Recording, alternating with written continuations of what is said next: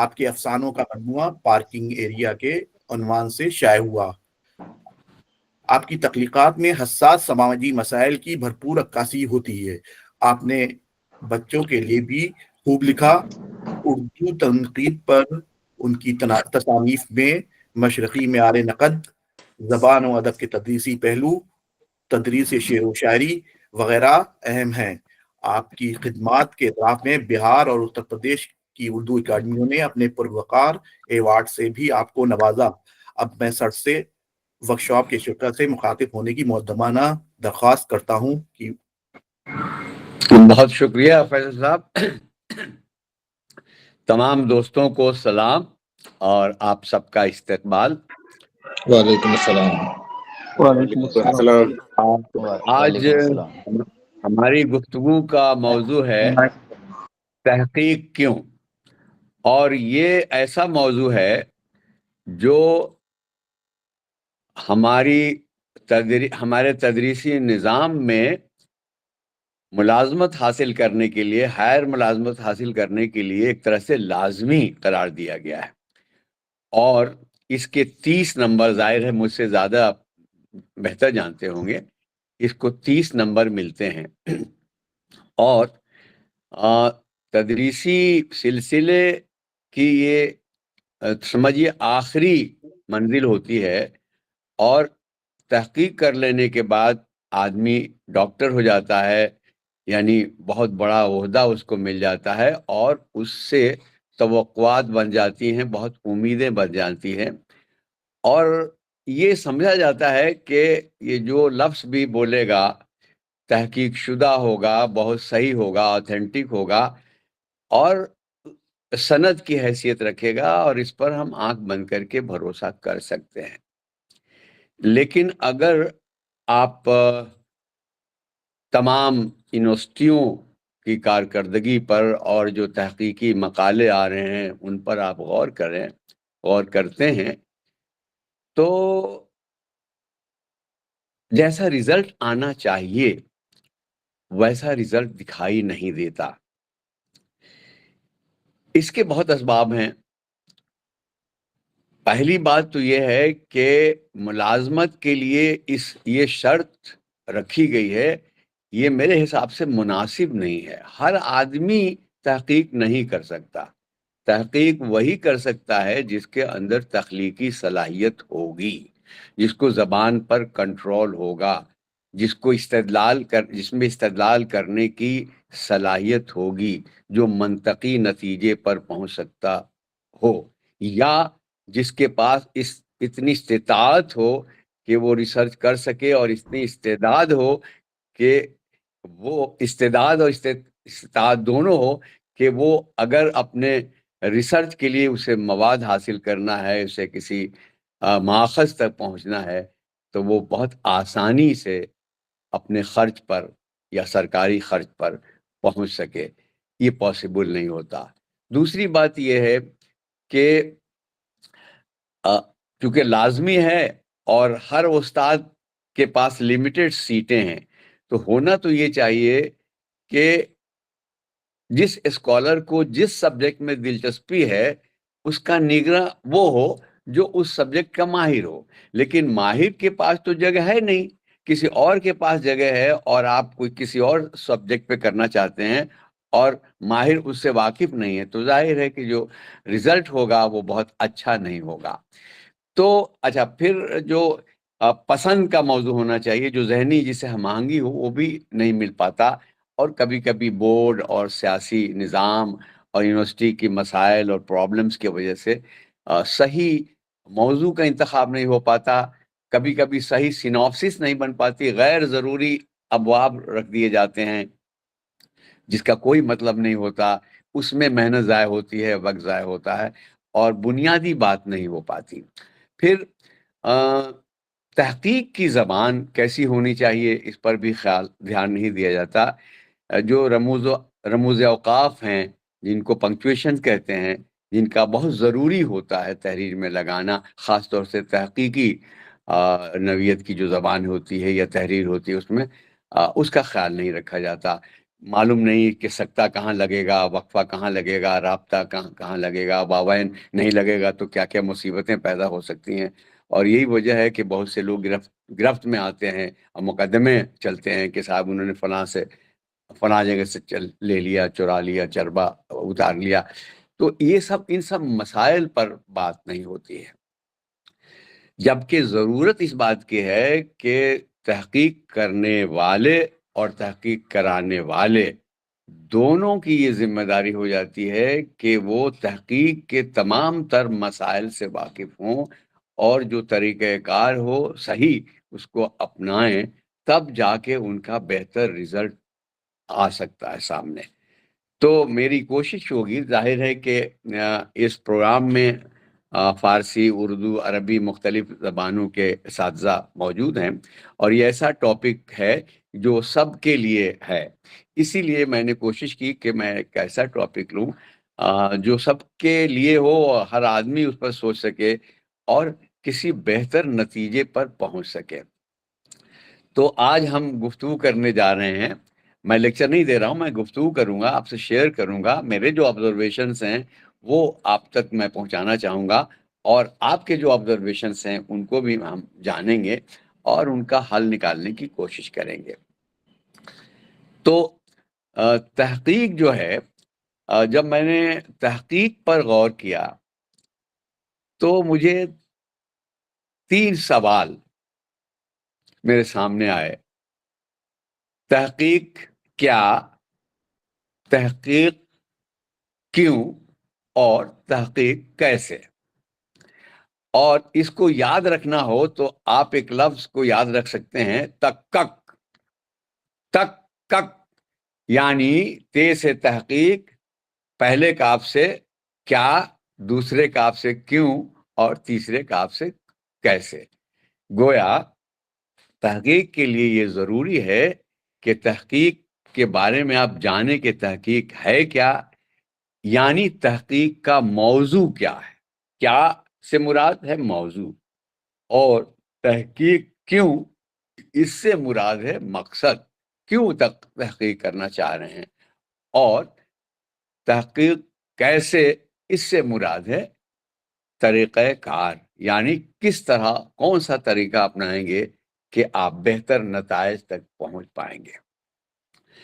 تو اگر ہم غور کریں تو تحقیق کیا، اس کا جواب جو ہے وہ اسی لفظ میں موجود ہے.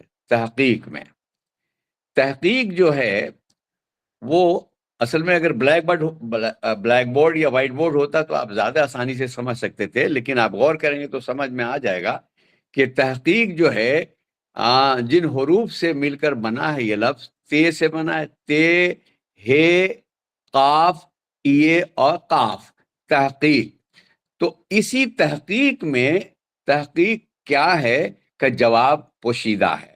مثال کے طور پر جو حرف تے ہے، حرف تے جو ہے وہ لاتا ہے تلاش و تفتیش کو، تشریح و تعبیر کو، ترتیب و تدوین کو، تعلیق و تخریج کو، تعویل و تطبیق کو اور تحسین و تنقید کو. یہ سارے لفظ تے سے شروع ہو رہے ہیں اور تحقیق کیا ہے اس میں یہ سب پوشیدہ ہے، سب چھپے ہوئے ہیں. یعنی جب آپ کی تشریح کریں گے تو تے تو تلاش و تفتیش کو لاتا ہے، اس میں تشبیہ اور تعبیر ہوتی ہے، ترتیب و تدوین اس میں ہوتی ہے، تعلیق ہوتی ہے، تخریج ہوتی ہے، تعویل کی جاتی ہے، تطبیق ہوتی ہے، تحسین کی جاتی ہے، تنقید کی جاتی ہے. اس کے بعد ہے دوسرا حرف تحقیق میں ہے جو ہے، حرف ہے لاتا ہے حقائق، حواشی اور حوالے کو. یعنی کوئی بھی تحقیق جو ہوتی ہے اس میں حقائق کو جمع کرتے ہیں، اس حقائق پر غور کرتے ہیں، اس کی اوتھینٹسٹی کو جانچتے ہیں، کس حد تک وہ صحیح ہیں، کس حد تک ملاوٹ ہیں، کتنا اس میں سچ ہے، کتنا سچ نہیں ہے، کتنی اس میں بناوٹ ہے، مصنوعی پن ہے. پھر اس کی تشریح کرتے ہیں، حواشی پر بہت سی باتیں لکھتے ہیں، اور کہاں سے آپ نے کون سی بات لی، کس نقطے کو کہاں سے اخذ کیا، اس کے حوالے آپ کو دینے ہوتے ہیں۔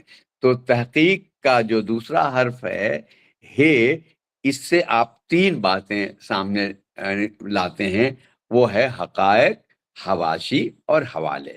اس کے بعد تحقیق کا تیسرا جو حرف ہے وہ ہے قاف۔ ظاہر ہے کہ قاف لاتا ہے قوانین و قواعد کو اور قرین قیاس کو، یعنی کسی نہ کسی قاعدے سے قانون کے تحت آپ تحقیق کرتے ہیں اور اصول مرتب کرتے ہیں اور کسی نتیجے تک پہنچتے ہیں، اور حقیقت قرینے یعنی جس کو آپ کا یقین، یعنی آپ کا ذہن اس کو قبول کر لے، اس حد تک آپ نتیجہ لانے کی کوشش کرتے ہیں۔ اس کے بعد ہے تحقیق میں یہ ہے، تو یہ حرف جو ہے یہ لاتا ہے یقین اور یقین دہانی کو، یعنی پہلے آپ کو یقین ہو جائے کہ جو حقائق آپ نے تلاش کیے ہیں وہ صحیح ہیں، جن مآخذ تک آپ پہنچے ہیں وہ مآخذ صحیح ہیں، بنیادی ہیں یا سیکنڈری ہیں، صحیح ہیں یا نہیں ہیں، اور اپنے اس یقین کو دوسروں کو بھی یقین دلانا ہوگا کہ میں جو کہہ رہا ہوں وہ بات بالکل صحیح ہے اور مستند ہے، اور اس کے لیے ہم نے حوالے دیے ہیں، حواشی قائم کی ہے۔ تو آپ دوسروں کو بھی یقین دلانا چاہتے ہیں، دلاتے ہیں کہ میں جو کچھ کہہ رہا ہوں، جو کچھ تلاش کر کے لایا ہوں وہ بالکل درست ہے، صحیح ہے، سچ ہے۔ اس کے بعد ہے آخری جو حرف ہے تحقیق میں، وہ پھر قاف ہے، یعنی یہ قاف جو ہے قدر و قیمت کو بتاتا ہے، یعنی جو حقائق آپ نے تلاش کیے ہیں اس کی کیا قدر و قیمت ہے، جو نتائج آپ نے برآمد کیے ہیں، اخذ کیے ہیں، جو دنیا کو دے رہے ہیں، اس بات کی کیا قدر و قیمت ہے۔ یعنی اگر غالب پر آپ نے مقالہ لکھا ہے، یا فردوسی پہ مقالہ لکھا ہے، یا ابن خلدون پہ مقالہ لکھا ہے، یا کالیداس پہ مقالہ لکھا ہے، اور ان کے کس پہلو پہ لکھا ہے، تو آپ کو یہ بتانا ہوگا کہ آپ نے کس طرح سے تفتیش و تلاش کی، اس میں تعلیق ہے تو اس کی وضاحت کس طرح سے کی، تدوین کی تو کس طرح سے کی، اس کی تنقید اور تحسین کی تو کیوں اچھی وہ لگی چیز، کیوں وہ بری لگی، پھر یا آپ اس کو اس کے قوانین آپ نے کیا استعمال کیے، پھر اس کو کس طرح سے آپ کو یقین ہوا اور آپ نے دوسروں کو کس طرح سے یقین دلانے کی کوشش کی۔ تو تحقیق کیا ہے، یعنی تحقیق کیا، اس سلسلے میں ہم نے بات کی کہ اسی لفظ میں موجود ہے اس سوال کا جواب، یعنی آپ کو تحقیق میں تلاش و جستجو کرنی ہوتی ہے، اس میں ترتیب و حقائق کو لا کے رکھنا ہوتا ہے، ترتیب و تدوین کرنی ہوتی ہے، کچھ خاص اصول کے ذریعے اس کو آپ مرتب کرتے ہیں، نتائج نکالتے ہیں، اس کی جانچ پرکھ کرتے ہیں، اور یقین دلاتے ہیں کہ خود پہلے یقین کرتے ہیں کہ بات سچ ہے، اور پھر دوسروں کو یقین دلاتے ہیں، یعنی یقین دہانی کرتے ہیں کہ یہ صحیح ہے، اور آخر میں یہ بتاتے ہیں کہ میں نے جو کچھ لکھا ہے اس کی قدر و قیمت کیا ہے۔ تو نمبر 1 ہو گیا اس تحقیق کا جو پہلا جو سوال ہے کہ تحقیق کیا، تو یہ آپ کے ذہن میں واضح ہونے چاہیے کہ تحقیق کیا۔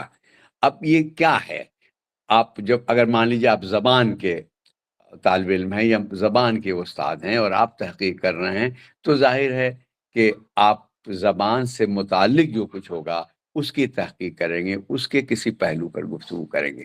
اب زبان کے کتنے پہلو ہیں، ایک تو خود زبان کا پہلو ہے، لسانی پہلو ہے، ادبی پہلو ہے، اس کی تہذیبی اور ثقافتی پہلو ہے، اس کے اخلاقی پہلو ہے۔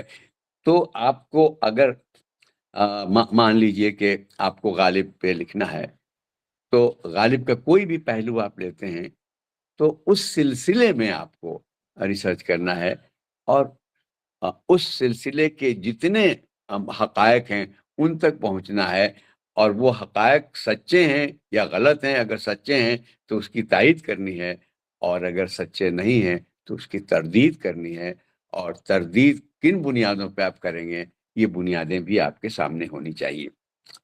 تو جب آپ یہ واضح ہو جائے گا کہ آپ کو کسی مصنف پر، کسی صنف پر، کسی صنف کے کسی پہلو پر، کسی مخصوص کتاب پر، کسی مخصوص رائٹر پر تحقیق کرنا ہے، یہ مقالہ لکھنا ہے، تو مقالہ کتنے صفحے کا ہونا چاہیے، مقالے میں کیا کیا ہونا چاہیے، یہ بات کے مراحل ہیں۔ اس کو جب طریقہ کار پہ ہم گفتگو کریں گے تو اس پر ہم بتائیں گے کہ کیا کیا آپ کو کرنا چاہیے۔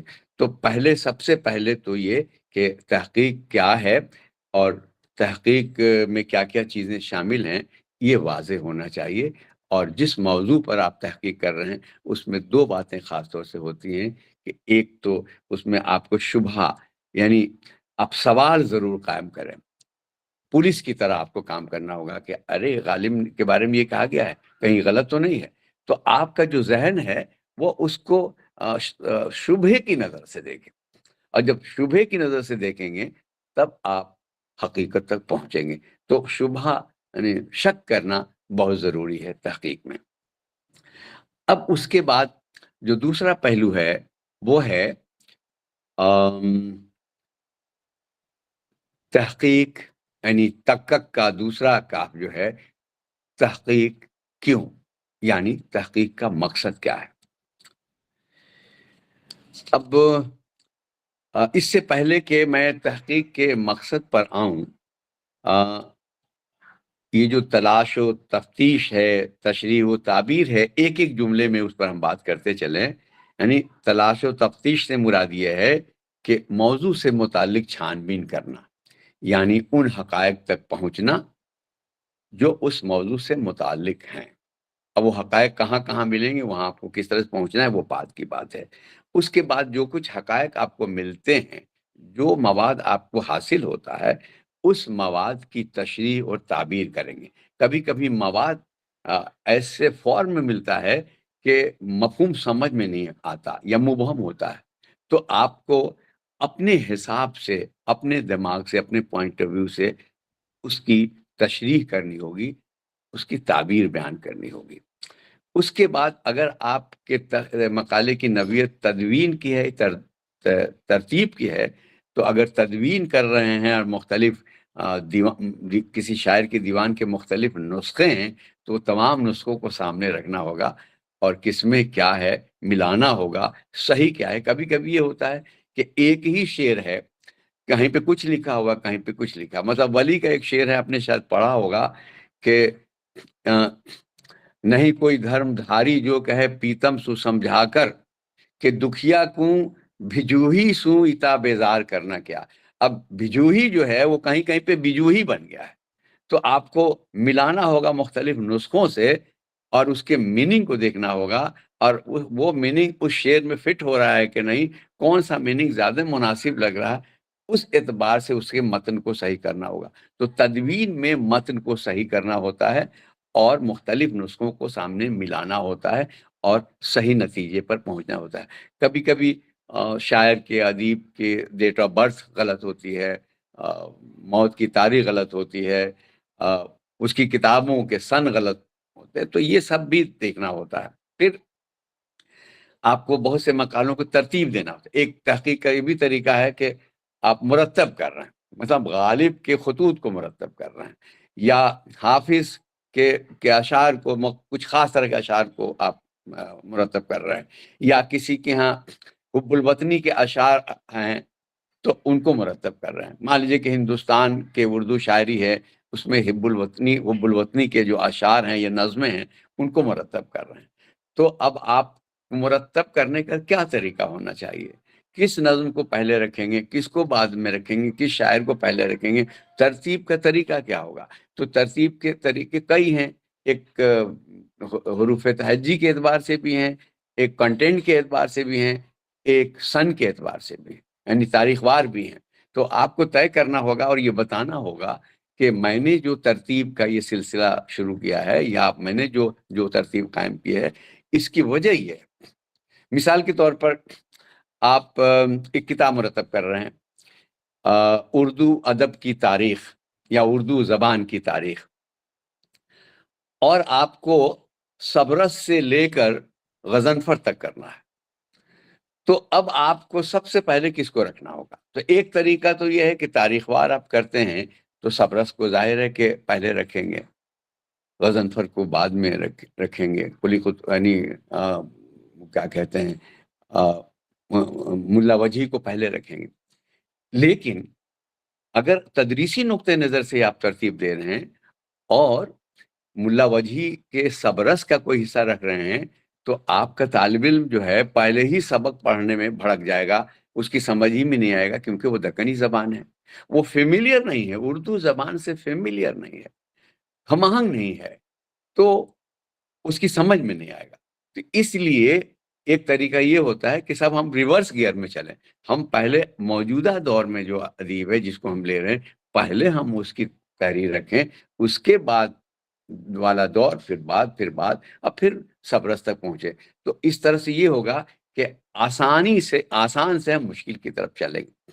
اس کے بھی نقصانات ہیں، اس کے بھی نقصانات ہیں. کم نقصانات کس میں ہیں یہ آپ کو دیکھنا ہوگا.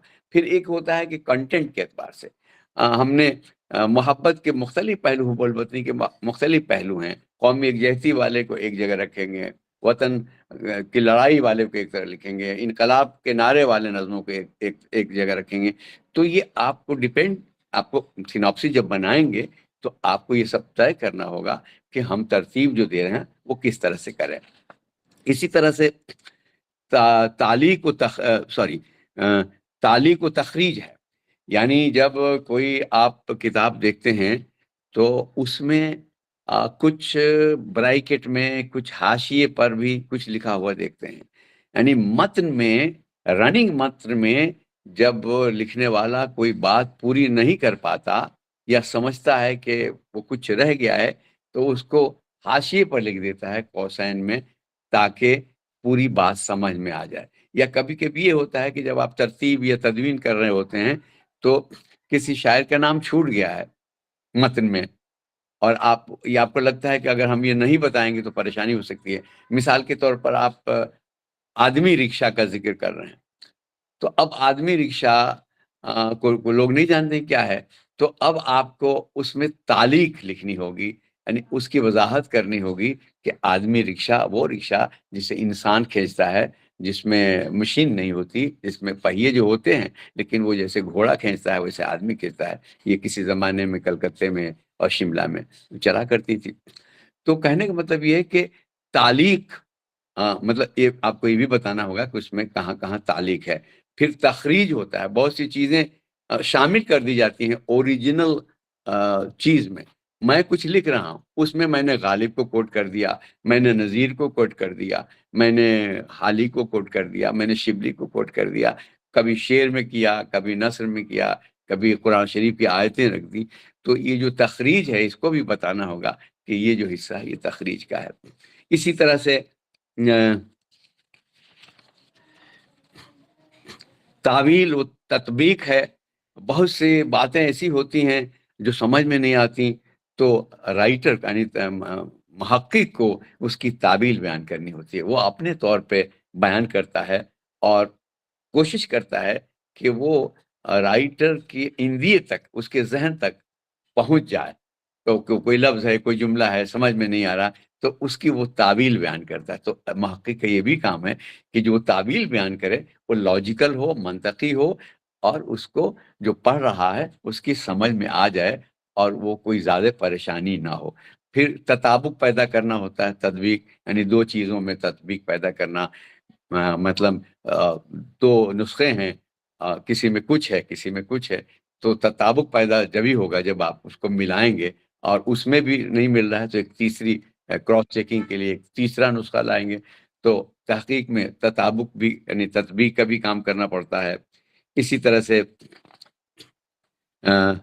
تحسین و تنقید، یعنی اگر آپ جس رائٹر پہ لکھ رہے ہیں اس نے اچھا لکھا ہے، آپ کو لطف آ رہا تو آپ اس زبان کی بیان کی خوبیاں اس میں ہیں تو آپ اس کی تحسین کریں گے، اور اگر کمیاں ہیں، کمزوریاں ہیں زبان کی، بیان کی، حقائق کی، تو آپ اس کی تنقید بھی کریں گے، آپ بتائیں گے کہ یہاں پہ یہ کمی ہے، یہ کمزوری ہے، یہ غلطی ہے۔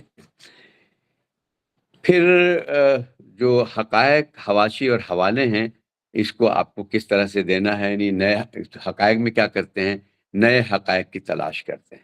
کسی بھی ریسرچ میں، کسی بھی تحقیق میں پہلے سے جو موجود حقائق ہیں، انہی حقائق کو اگر آپ ریپیٹ کرتے ہیں، اپنی زبان میں لکھ دیتے ہیں، جو زیادہ تر ہمارے یہاں ہوتا ہے کہ پہلے سے لکھا ہوا ہے، اسی کو لے لیا، اپنی زبان میں لکھ دیا۔ بہت سے لڑکے جو اپنی زبان میں لکھتے بھی نہیں ہیں، نتیجہ یہ ہوتا ہے کہ جب جانچ ہوتی ہے تو معلوم ہوتا ہے کہ صاحب اتنا پرسنٹ تو یہ نقل ہے، تو اس کی ریجیکٹ ہو جاتی ہے۔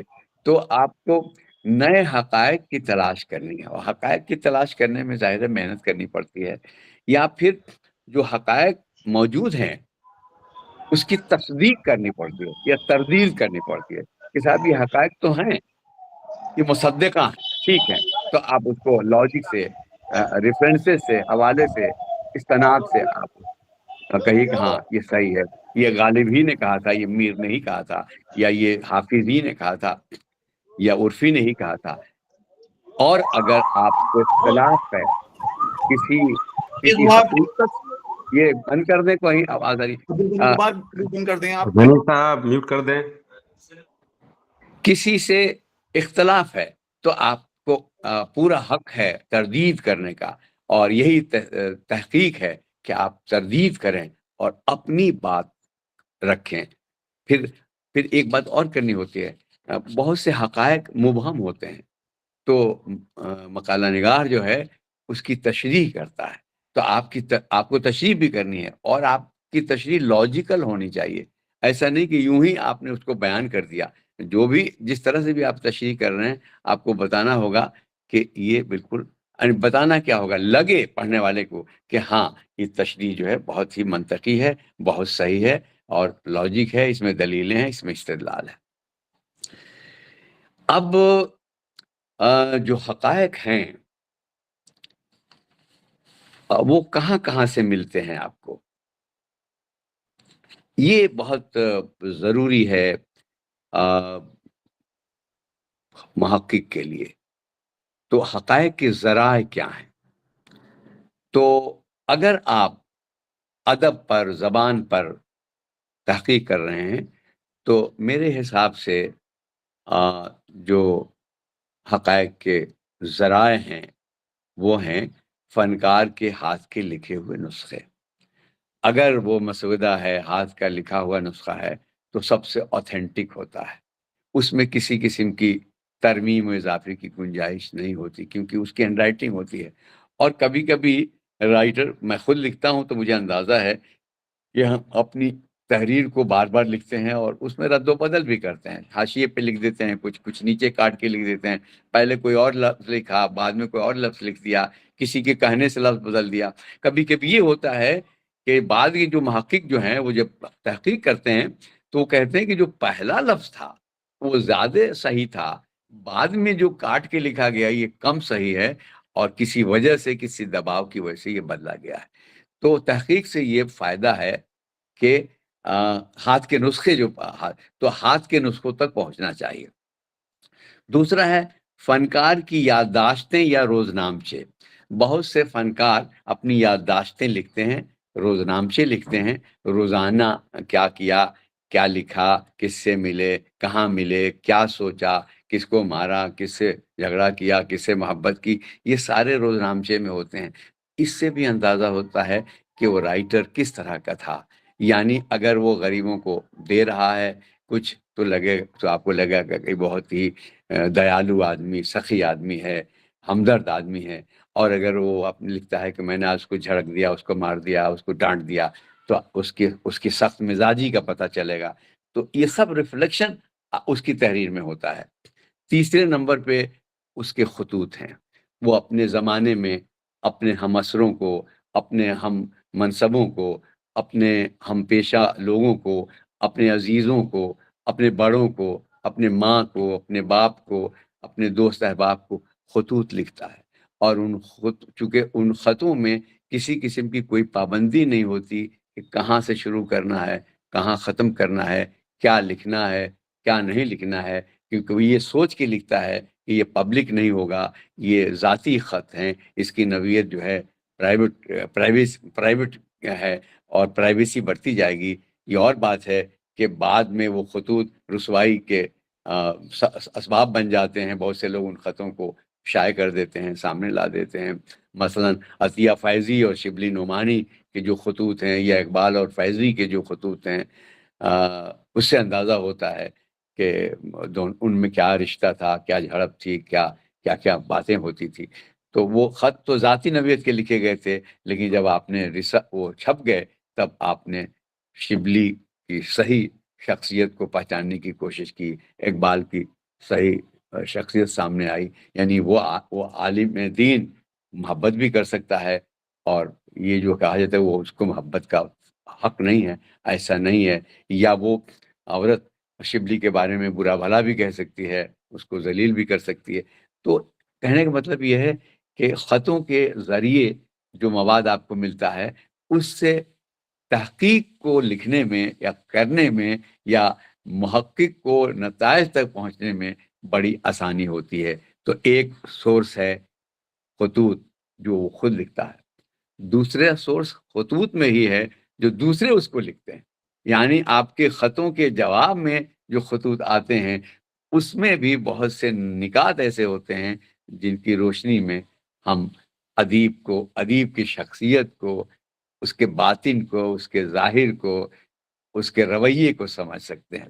اس کے بعد ہے چوتھا سورس، بہت سے لوگ اپنی خود نوشت لکھتے ہیں، کچھ کتابی شکل میں لکھتے ہیں، کچھ مضمون کی شکل میں لکھتے ہیں۔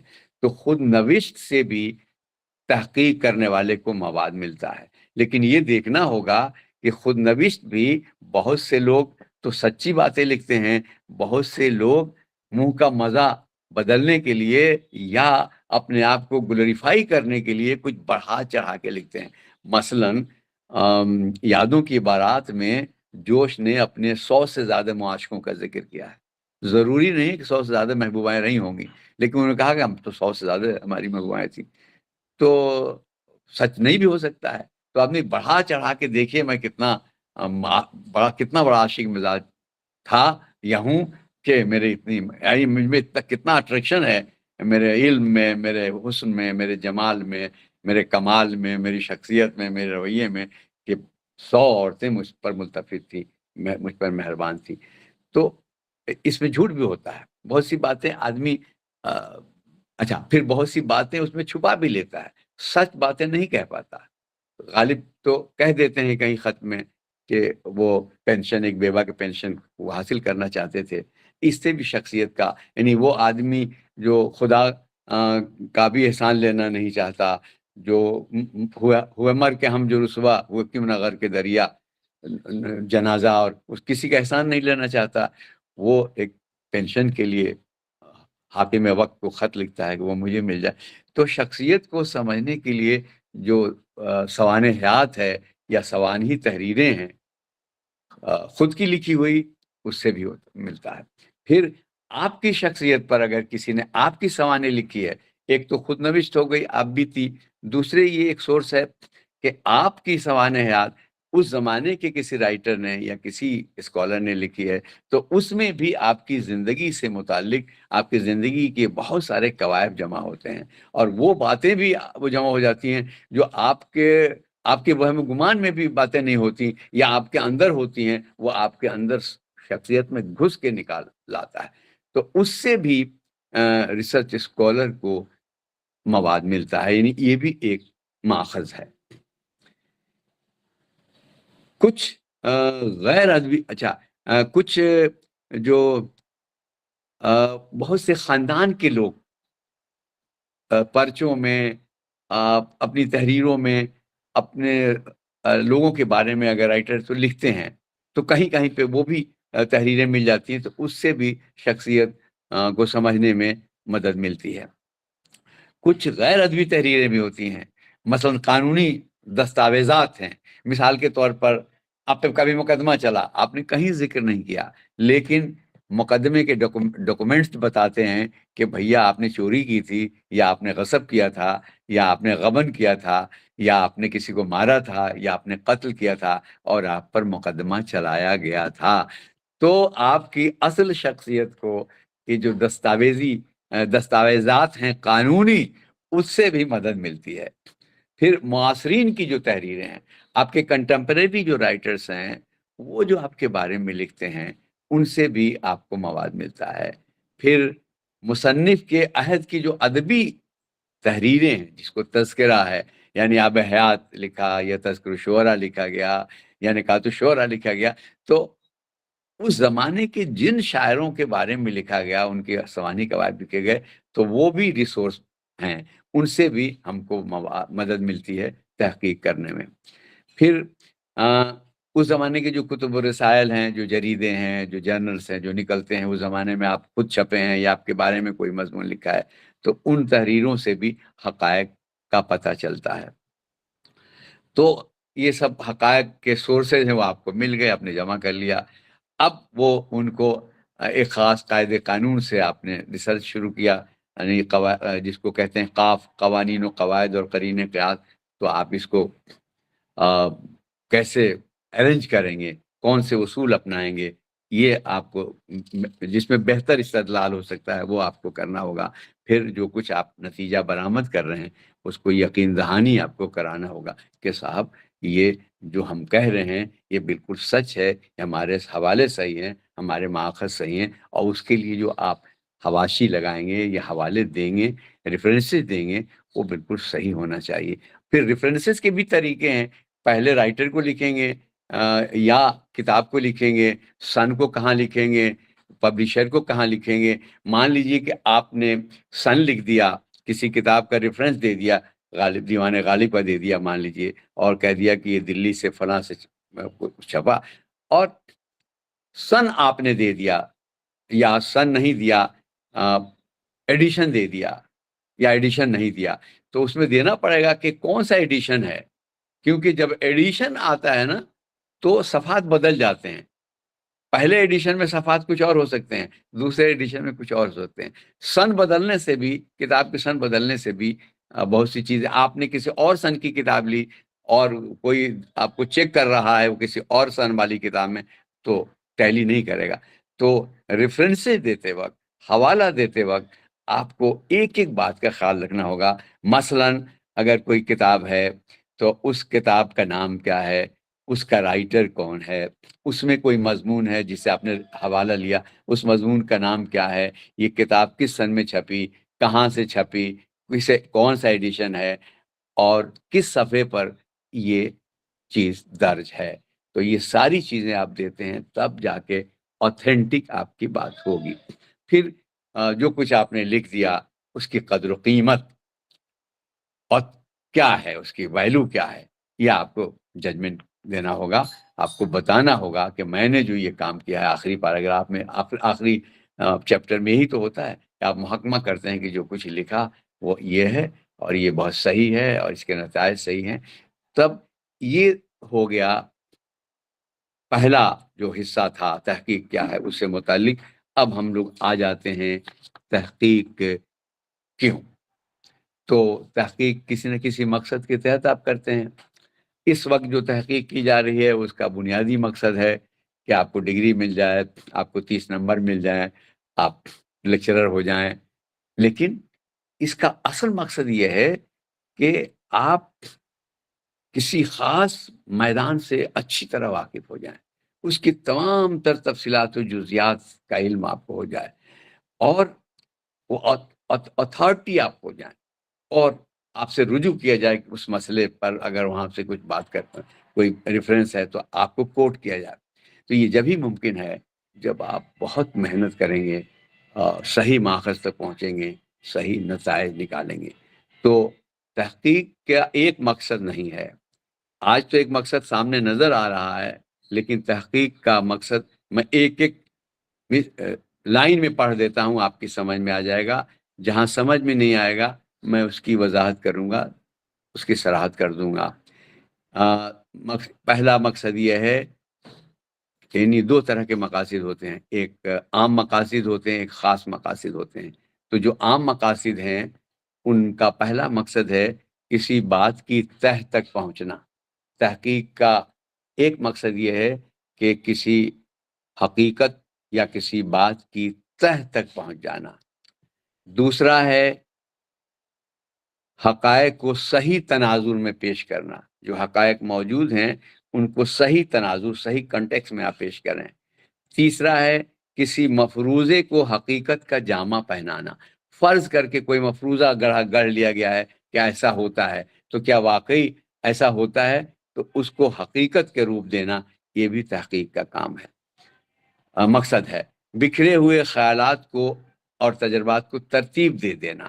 مان لیجیے کہ غالب کے خطوط بکھرے ہوئے ہیں، یا شبلی نعمانی کے مقالات بکھرے ہوئے ہیں، یا نذیر احمد کی تحریریں بکھری ہوئی ہیں، ان سب کو جمع کرنا، ان کے خیالات کو، تجربات کو ایک ترتیب دینا، یہ بھی مقصد ہے۔ بہت سے رائٹرز ہمارے ہیں جن کی چیزیں ہمارے پاس نہیں ہیں، لیکن ہمیں پتہ ہے کہ انہوں نے بہت سی چیزیں لکھی ہیں، اور یہ بھی پتہ ہے کہ فلاں لائبریری میں ہے، فلاں گھر میں ہے، فلاں کے پاس ہے۔ تو ان سب کو حاصل کرنا، ان کو جمع کرنا، یہ بھی ایک مقصد ہے۔ ایک اور مقصد ہے چوتھا، کسی حقیقت کو ان کے ماخذ اور صحیح حوالے کے ساتھ سامنے لانا۔ بہت سی حقیقتیں ہیں، بیان کر دی گئی ہیں کہ یہ حقیقت ہے، لیکن آپ کے پاس ثبوت نہیں ہے، آپ کے پاس ماخذ نہیں ہے کہ یہ حقیقت کہاں سے آپ کو ملی۔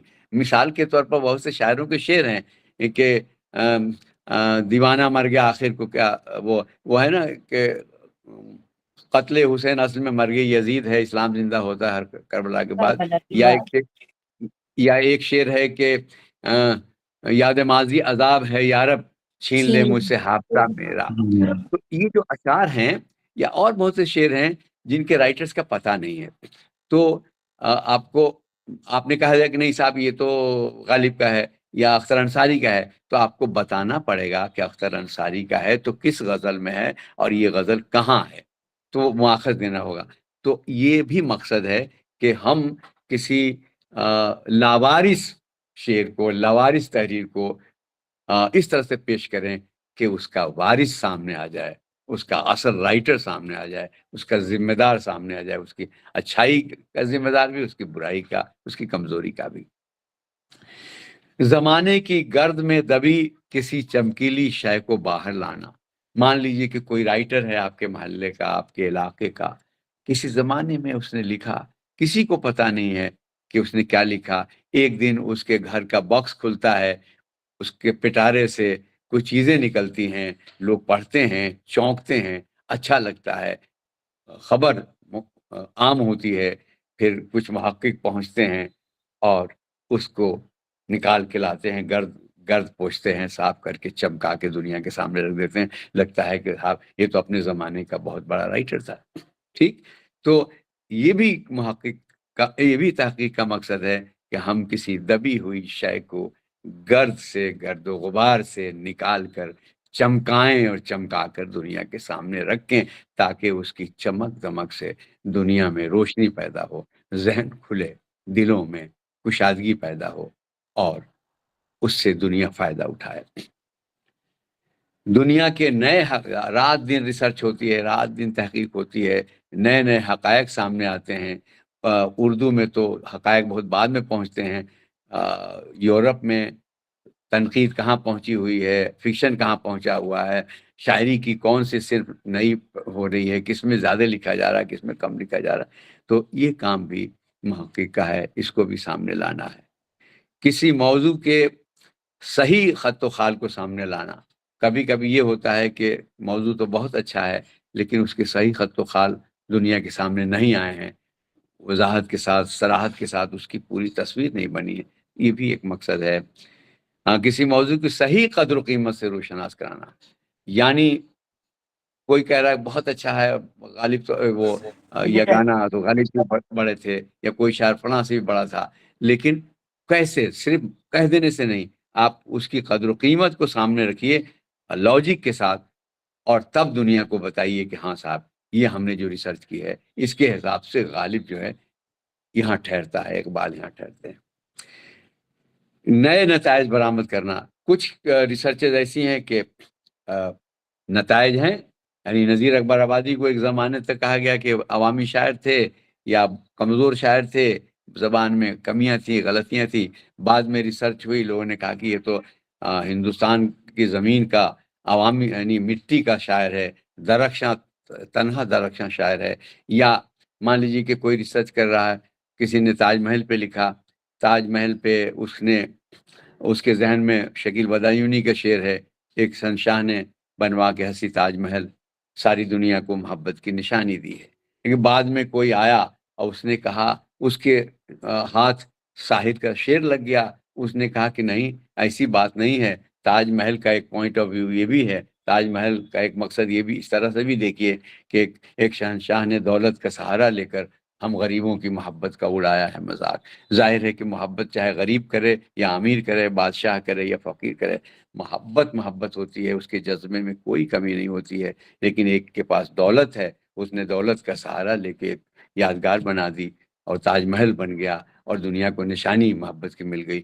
اور ایک وہیں پہ غریب مزدور وہ بھی محبت کرتا ہے، لیکن اپنی محبوبہ کے لیے وہ کچھ نہیں کر سکتا کیونکہ اس کے پاس کچھ نہیں ہے. تو ایک طرح سے اس کی محبت کا مذاق یہ تاج محل اڑا رہا. تو یہ بھی لاجیکل ہے. تو یہ ایک نئی تحقیق آ گئی. اسی طرح سے کل کو کوئی تاج محل پہ نئی تحقیق آ جائے کہ صاحب اب نہیں، یہ تو محبت کی نشانی کچھ نہیں ہے، انہوں نے نہیں بنایا تاج محل، یہ تو کسی اور نے بنایا، اور اس طرح کی باتیں آپ سنتے رہتے ہیں.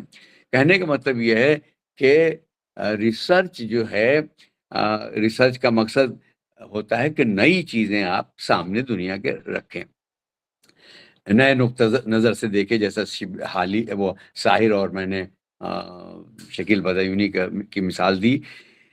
طلباء میں تلاش و جستجو کی عادت ڈالنا، یہ بھی تدریسی نقطہ نظر سے ایک مقصد ہے کہ ہم اپنے طلباء کو جو پڑھا رہے ہیں ان کو یہ عادت پڑے کہ وہ تلاش کر سکیں، جستجو کر سکیں.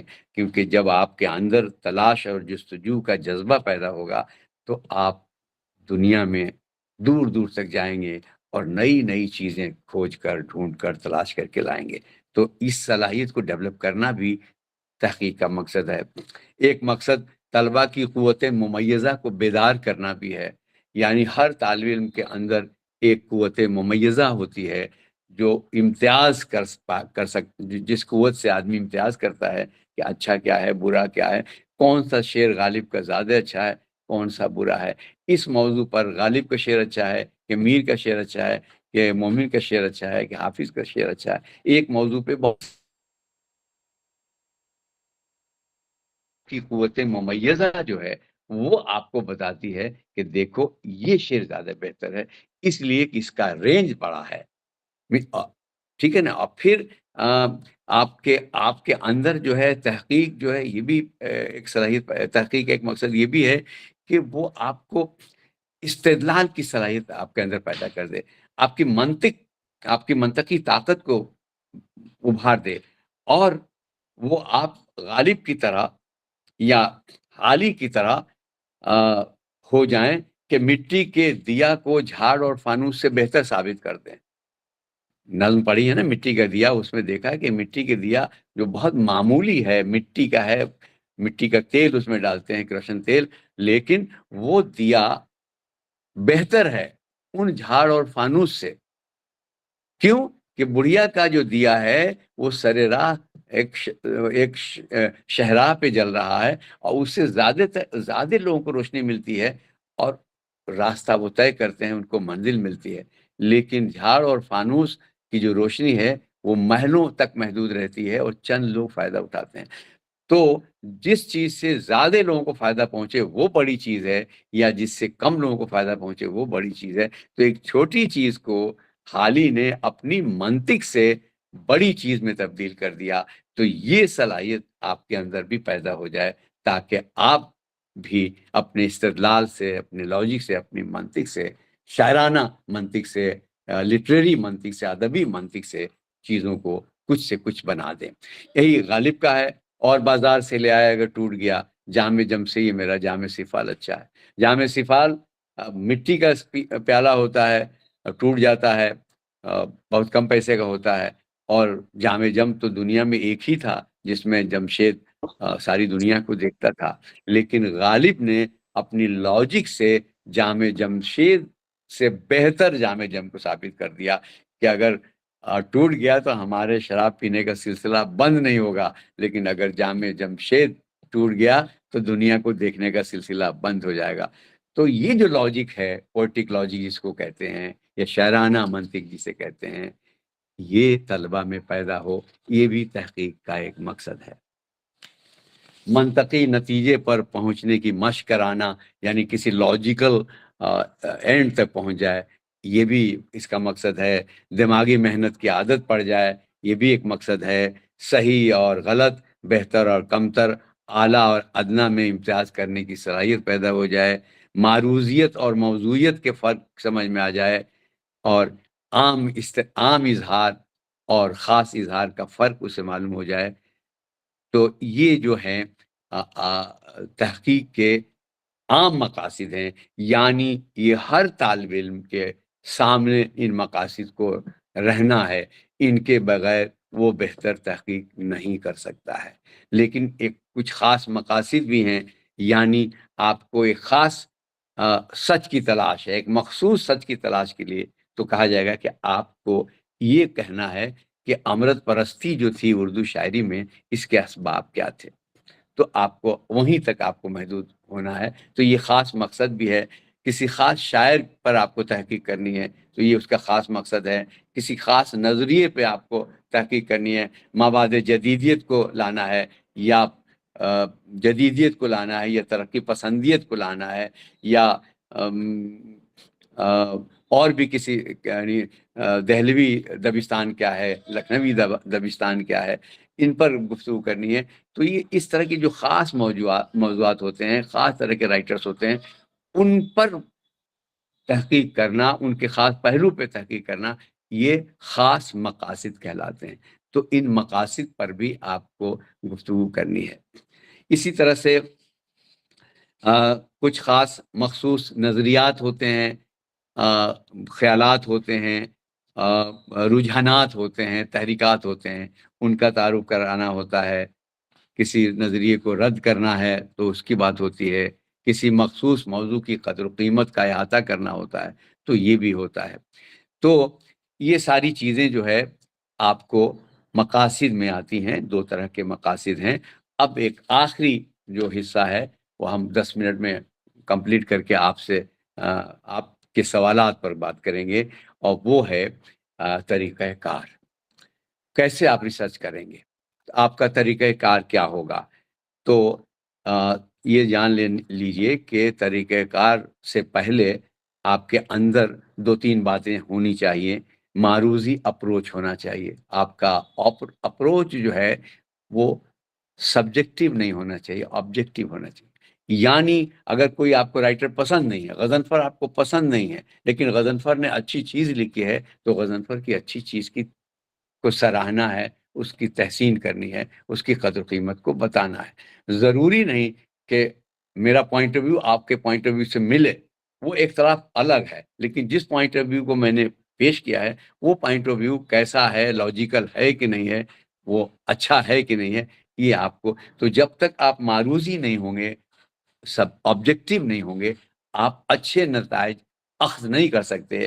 اسی لیے بہت سے شاعروں، بہت سے ادیبوں کے بارے میں جو تحقیق ہوتی ہے وہ ناقص ہوتی ہے، کیونکہ وہ ان کا کوئی کسی کا نگراں باعث ہوتا ہے، کوئی طالب علم باعث ہوتا ہے، کوئی اس بات کو احساس رہتا ہے کہ ارے غضنفر پر اگر ہم نے کام اچھا کر دیا تو غضنفر کا جو دشمن کہیں ہیڈ ہے وہ ہم کو نوکری نہیں دے گا، ہمارا پروموشن رک جائے گا۔ یہ سارے مسائل جو آپ کے پاس آتے ہیں تو یہ آپ کو اچھی تحقیق سے روکتے ہیں۔ لیکن آپ اگر اچھے محقق بننا چاہتے ہیں تو آپ کو معروضی اپروچ اپنانا ہوگا، اور کسی کی بات نہیں ماننی ہوگی۔ آپ کا ضمیر جو کہہ رہا ہے، آپ کا دماغ جو کہہ رہا ہے، اس کو سامنے رکھنا ہوگا۔ ایماندارانہ رویہ، ایک تو معروضی ہو گیا، ایک ایماندارانہ، ایمانداری سے کام کریں۔ مطلب سچ ہے، اگر صحیح ہے تو صحیح ہے، غلط ہے تو غلط ہے، یہی ایمانداری ہے۔ موضوعیت سے گریز کرنا ہے، یعنی یہ نہیں کہ ہم کو یہ پسند ہے تو ہم اس پہ زیادہ لکھیں گے یا اچھا لکھیں گے۔ ہم کو جو پسند نہیں ہے اس پر اگر وہ بھی اچھا ہے تو اس کو اچھا کہیں گے. اس کو کہتے ہیں موضوعیت سے گریز، یعنی اپنی پسند کو طاق پہ رکھ دیجئے، اور جو تقاضا ہے لٹریچر کا، کسی فن پارے کا، کسی تخلیق کا، اس پر آپ کیجیے، انصاف سے کام لیجیے، صاف گوئی، بہت بے باکی سے. اگر ریسرچ اسکالر میں بے باکی نہیں ہے، صاف گوئی نہیں ہے، تو وہ اچھی بات نہیں کر سکتا، اچھا مقالہ نہیں لکھ سکتا. پھر جو انداز ہے آپ کا، وہ خطابت والا نہیں ہونا چاہیے، استعاراتی میٹافیریکل نہیں ہونا چاہیے، بچنا چاہیے، سائنٹیفک اپروچ ہونا چاہیے. اور موضوع کے انتخاب میں ان باتوں کا خیال رکھیے. اگر دلچسپی ہے تب اس موضوع پہ کام کیجیے. نمبر 1، موضوع کے انتخاب کے وقت دلچسپی کا خیال رکھا جائے.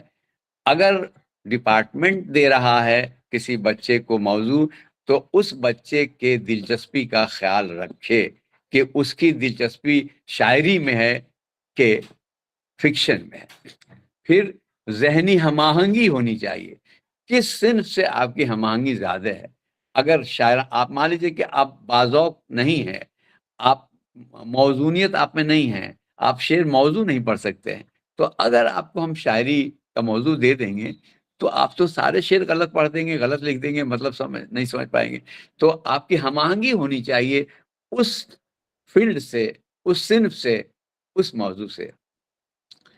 اور بلا شبہ آپ کے اندر تخلیقی استعداد ہونی چاہیے، صلاحیت ہونی چاہیے. ایک زمانے میں قرۃ العین حیدر، جب میں ریسرچ کر رہا تھا تو قرۃ العین حیدر شعبہ اردو میں آئیں وزٹنگ پروفیسر کی حیثیت سے، اور ثریا آپا اس زمانے میں ہیڈ تھی. انہوں نے عینی آپا کو کہا کہ تم ریسرچ اسکالر کو ذرا گائیڈ کرو، دیکھو یہ کیا لکھتے ہیں. تو وہ نیا بیچ آیا تھا ریسرچ اسکالر کا ایک، ہم لوگ تو سینئر ہو گئے تھے. تو اس بیچ کو انہوں نے بٹھایا اور کہا کہ سنو، ایک ایک پیراگراف لکھ کے دکھاؤ. 20-25 کا بیچ تھا، سب نے ایک ایک پیراگراف لکھ کے دکھایا. عینی آپا نے دیکھا اور دوسرے دن وہ ثریا آپا کے پاس گئیں اور کہا کہ بھائی ثریا، ہم یہاں نہیں رک سکتے، ہم ان کو کیا گائیڈ کریں گے جن کو ایک جملہ بھی لکھنا نہیں آتا، اب یہ کیا ریسرچ کریں گے. تو کہنے کا مطلب یہ ہے کہ اگر آپ کے اندر صلاحیت نہیں ہے لکھنے کی، پڑھنے کی، نتیجہ اخذ کرنے کی، تو آپ کیوں ریسرچ کریں گے. تو یہ جو زبردستی ریسرچ کرائی جاتی ہے، اس سے بڑا نقصان ہے. تو اگر جس میں استعداد ہے وہی ریسرچ کرے، استعداد نہیں ہے تو اس کی ریسرچ ایسی ہوگی جیسی کہ آج کل ہو رہی ہے. اور استطاعت بھی ہونی چاہیے. کمزور ہیں، غریب ہیں، پیسے نہیں ہیں، سرکار کی طرف سے انتظام، 7,000 میں کچھ نہیں ہونے کا. آپ کو اگر جانا ہے حیدرآباد عثمانیہ میں، یا اورینٹل یا پٹنہ جانا ہے کسی لائبریری میں، خدا بخش خان لائبریری میں، یا رامپور جانا ہے رضا لائبریری میں، 4 دن رہنا ہے، تو آپ کو 4 دن رہنے میں کم سے کم 20-25 ہزار روپے کا خرچہ ہے. 7,000 میں آپ کو کیا ملے گا؟ اور وہ 4 دن میں آپ کچھ نہیں کر سکتے. تو اگر استطاعت ہے، آپ کے پاس پیسہ ہے، آپ سفر کر سکتے ہیں، آپ کو اچھی اسکالرشپ ہے، 25-30 ہزار روپے مل رہے ہیں، تو آپ اچھی ریسرچ کریں گے. تو استطاعت بھی ہونی چاہیے مقالہ لکھنے والوں کے لیے. اور زبان و بیان پر قدرت. اگر آپ زبان و بیان پہ قدرت نہیں رکھتے، اظہار پہ قدرت نہیں ہے، تو آپ اچھی ریسرچ نہیں کر سکتے ہیں. تو اس لیے آپ کو یہ صلاحیتیں آپ کے اندر، دلچسپی ہو، ذہنی ہم آہنگی ہو، استعداد ہو، استطاعت ہو، اور زبان و بیان پر قدرت ہو، تبھی آپ ریسرچ کر سکتے ہیں. اب طریقہ کار کی جو مراحل ہیں وہ سن لیجئے.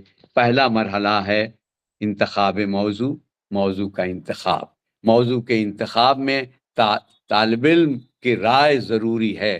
طالب علم سے پوچھا جائے کہ وہ کس موضوع پہ کام کرنا چاہتا ہے، اور اگر اس موضوع پہ کام ہو چکا ہے تو اسے کہا جائے کہ وہ کوئی دوسرا موضوع لائے اپنی پسند کا. اور اس کی پسند اور نگراں کی پسند میں بھی ہم آہنگی ہونی چاہیے. ایسا نہیں کہ نگراں کو شاعری سے کوئی مطلب نہیں ہے، کوئی دلچسپی نہیں ہے، اور اس کو شاعری پر ریسرچ کرنے والے طالب علم کو دے دیا جاتا ہے، تو وہ نہیں کرا پائے گا، ٹھیک سے نہیں کرا پائے گا۔ بس ضرورت پوری ہوگی، ریسرچ ایسی ہوگی۔ تو انتخاب کے وقت بورڈ کو، نگراں کو اور طالب علم کو، تینوں کو ہم آہنگ ہونا ضروری ہے۔ دوسرا مرحلہ ہے ترتیب خاکہ، یعنی خاکے کی جو ترتیب بناتے ہیں، جو سیناپسس بناتے ہیں، وہ بہت اوتھینٹک ہونا چاہیے، بہت اچھی ہونی چاہیے ترتیب۔ ایسا نہیں کہ موضوع کا تقاضا نہیں ہے کہ آپ کسی ادیب کے بارے میں اس کی زندگی کو پیش کریں، لیکن ایک لازمی طور پر ایک باب جوڑ دیتے ہیں کہ نہیں، اس کی زندگی کو بھی لانا ہے۔ موضوع کا یہ تقاضا نہیں ہے کہ اس سے پہلے کس طرح کی شاعری ہوئی یا کس طرح کا افسانہ لکھا گیا، لیکن آپ اس سے پہلے کا کیا ہے وہ بھی لا کے رکھ دیتے ہیں۔ جہاں ضرورت ہے وہاں ضرور رکھیے، لیکن جہاں ضرورت نہیں ہے وہاں رکھنے کی ضرورت نہیں ہے۔ اس کے بعد تیسرا مرحلہ ہے تقسیم ابواب۔ تقسیم ابواب میں دیباچہ ہے، ابواب ہے، محاصل ہیں۔ یہ اس طرح سے تقسیم ابواب کرنا ہے کہ پہلے باب میں کیا، دوسرے باب میں کیا، تیسرے باب میں کیا، چوتھے باب میں کیا، اور کم سے کم ابواب میں اگر زیادہ سے زیادہ بات سمیٹ سکیں تو کوشش کرنی چاہیے کہ ضخامت زیادہ نہ ہو۔ صرف ضخامت مطلب پیٹ بھرنے کی ضرورت نہیں ہے، بلکہ بات آپ کی اگر 10 جملے میں ہو جا رہی ہے تو 20 جملے کی ضرورت نہیں ہے۔ چوتھا مرحلہ ہے فہرست کتب و رسائل۔ آپ کتب جو بھی آپ سے متعلق کتابیں ہیں ان کی فہرست بنائیے، جو رسالے ہیں ان کی فہرست بنائیے، اور اس فہرست کو بناتے وقت یہ دیکھیے کہ یہ کہاں یہ مل سکتی ہیں، ان کے سورسز کہاں ہیں، کون سی کتاب کہاں ملے گی، وہاں تک تاکہ آپ کی رسائی ہو سکے۔ چھٹا مرحلہ ہے نکات کی ترتیب۔ پڑھتے وقت، مطالعے کے وقت جتنے نکات آپ جمع کرتے ہیں، پہلے تو کارڈ پہ کرتے تھے، پوسٹ کارڈ، اب تو کاغذ پہ کرتے ہیں یا موبائل میں کرتے ہیں، ان کو یکجا کیجئے نکات کی ترتیب۔ اور ساتواں مرحلہ ہے کہ ایک ایک باب کی تکمیلیت۔ پہلے ایک باب لیجئے، اس باب کی کو تکمیل کیجئے، پھر اس کے بعد آٹھواں مرحلہ ہے تمام ابواب کا محاصل۔ جتنے ابواب لکھے ان کا محاصل کیا ہے، اور نواں باب حواشی کے وہ دیجئے فہرست۔ 10واں باب میں کتابیات دیجئے، اور کتابیات میں بھی کس طرح سے دینا ہے، یعنی کون سی کتاب، پہلے کتاب کا نام، پھر رائٹر کا نام، پھر سن، یہ سب ترتیب سے دینا ہے۔ اور 11واں مرحلہ ہے اشاریہ سازی۔ ہمارے پہلے یہ نہیں ہوتا تھا، اب اشاریہ سازی بھی ہوتی ہے، یعنی اگر آپ کے مقالے میں غالب کو دیکھنا ہے تو اسی صفحے کو کھولیے جہاں غالب کا ذکر ہے، یا میر کا جہاں جہاں ذکر ہے اس کا نمبر دے دیا جاتا ہے، وہ اشاریہ سازی ہے۔ تو یہ اشاریہ سازی کا فن آپ کو آنا چاہیے، کتابیات کا فن آپ کو آنا چاہیے، حواشی کا فن آپ کو آنا چاہیے، اور آخر میں تحقیق کی زبان۔ تحقیق کی زبان کیسی ہونی چاہیے؟ آسان ہونی چاہیے، وضاحتی ہونی چاہیے، استدلالی ہونی چاہیے، اور سائنٹیفک ہونی چاہیے۔ تحقیقی زبان آسان، وضاحتی، استدلالی، سائنٹیفک۔ زبان سادہ اور سائنٹیفک ہو، اسلوب استدلالی ہو، زبان مرصع اور مسجع نہ ہو، یعنی شاعرانہ زبان نہ ہو، تخلیقی زبان نہ ہو، بہت آسان زبان ہو، علمی زبان ہو، کیونکہ جو کچھ آپ کہنا چاہتے ہیں وہ بغیر کسی رکاوٹ کے، بغیر کسی ملمے کے وہاں تک پہنچ جائے جہاں آپ پہنچانا چاہتے ہیں۔ تو یہ ایک مختصر جائزہ تھا تحقیق کیسے کریں۔ میں نے کوشش کی کہ جو نکات ہیں اختصار کے ساتھ، کیونکہ 1 گھنٹے میں اتنا ہی بولا جا سکتا ہے، تو کوشش کی کہ کوئی پہلو باقی نہ رہ جائے، تمام پہلوؤں کا احاطہ ہو جائے، کچھ اشارے میں، کہیں پہ وضاحت کے ساتھ۔ یہ ایک اہم موضوع ہے جس پر کم سے کم جو لوگ درس و تدریس سے جڑے ہوئے ہیں، چاہے وہ ریسرچ کرا رہے ہیں یا نہیں کرا رہے ہیں، آج نہیں کرا رہے ہیں تو کل کرائیں گے، ان کو تدریس کے فن پر، تحقیق کے مبادیات پر، تحقیق کے اصول و ضوابط پر عبور ہونا چاہیے، اور اپنے طلبہ کو صحیح رہنمائی کرنا چاہیے، تاکہ آپ کی نگرانی میں جو مقالہ لکھا جا رہا ہے اس کو پڑھتے وقت لوگ کہیں کہ ہاں، یہ فلاں صاحب کی نگرانی میں کام ہوا ہے، اسی لیے یہ اچھا ہے. تو آپ کا بھی نام ہے, آپ کی بھی پریسٹیج اس میں ہے.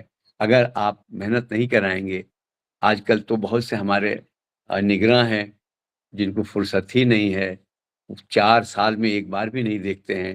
بچہ مقالہ لکھ کے لے جاتا ہے, چیپٹر کہتا رکھ دیجئے دیکھ لوں گا, پھر کرے گا اچھا دوسرا لے کے آؤ. کچھ نہیں کرتے, آخر میں ٹک ٹک کر کے وہ یس کر کے کہتے ہیں جمع کمپوز کرا کے جمع کر دو, یا کمپوز کرا کے لاؤ, اور کچھ زبان و بیان کی غلطیاں بھی نہیں دیکھتے. نتیجہ یہ ہوتا ہے کہ زیادہ تر مقالوں میں پنکچویشن تو ہے ہی نہیں, یا غلط پنکچویشنس ہیں, زبان و بیان کی غلطیاں ہیں, املا کی غلطیاں ہیں. تو نگراں کا کام ہے کہ املا کی غلطیاں بھی درست کرے, اسٹرکچر بھی صحیح کرے, پنکچویشن بھی دیکھے, متن بھی دیکھے, موضوع بھی دیکھے, مواد بھی دیکھے, نتائج بھی دیکھے, اور تب اس کو ریکمینڈ کرے, تب اس کو سرٹیفکیٹ دے. تو یہ تحقیق کیسے کریں, اس پر میں نے جو کچھ سوچا ہے, جو کچھ دیکھا ہے, جو کچھ محسوس کیا ہے, آپ کے سامنے رکھ دیا ہے. آپ کے ذہن میں کوئی سوال, کوئی وضاحتی جملہ ہو تو آپ کچھ پوچھیے, پھر اس پہ گفتگو کریں گے. بہت بہت السلام شکریہ. علیکم سر. سر السلام علیکم. سر مشاہیر کے نجی خطوط کی اشاعت کرنا کیسا ہے؟ ہاں, مشاہیر کے مشاہیر کے جو نجی خطوط ہوتے ہیں ان کی اشاعت کرنا, جس طرف آپ نے اشارہ کیا ہے کہ ہاں بعض دیکھیے, مرتبہ ایسا ہوتی ہے. جی سر. اب تو یہ پہلے تو اس کو لوگ اس سے بچتے تھے, کہ بچتے یہ تھے کہ اخلاقی دباؤ بہت ہوتا تھا کہ یار یہ ذاتی خطوط ہیں, نجی خطوط ہیں, ان کو منظر عام پہ نہیں آنا چاہیے, کیونکہ اس میں رسوائی بھی ہوتی ہے اور آدمی کی شخصیت جو ہے کشرزبام ہو جاتی ہے. تو اخلاقی دباؤ ہوتا تھا.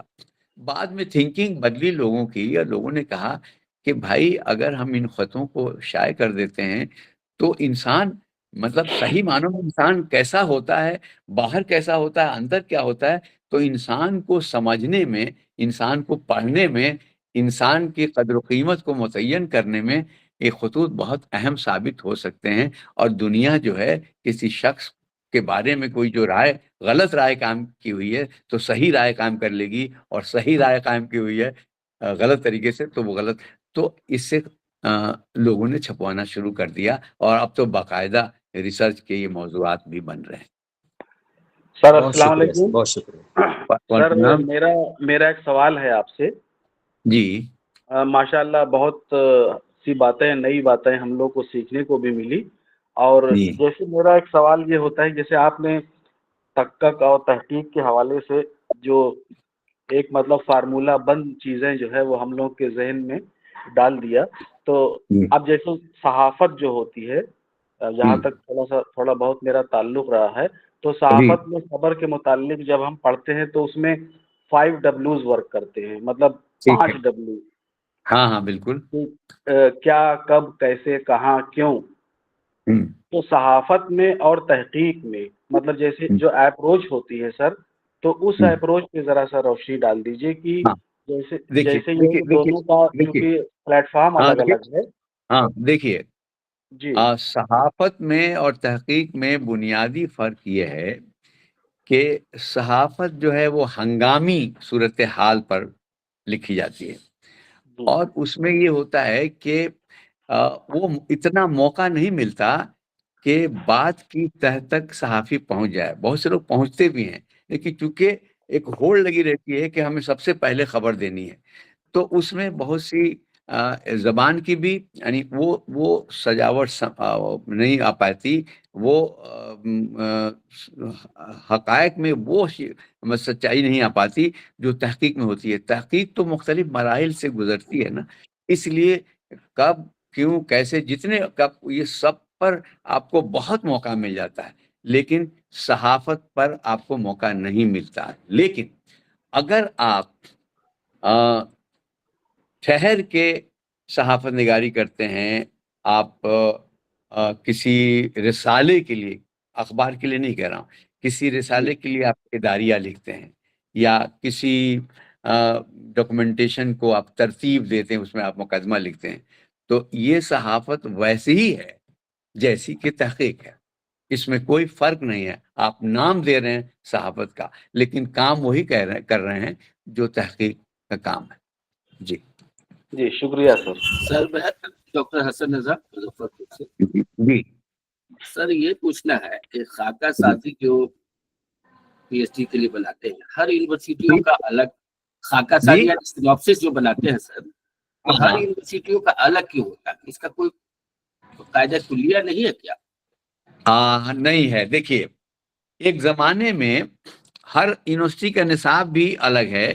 ایک زمانے میں NCPWL نے، قومی کونسل نے ایک ورکشاپ کا انعقاد کیا اور اس میں BA یعنی گریجویشن لیول کے اور پوسٹ گریجویشن لیول کے نصاب کو میں یونیفارمٹی لانے کے لیے، یکسانیت لانے کے لیے ایک پہل کی، اور اس ایک کمیٹی کا میں بھی اس میں انچارج تھا.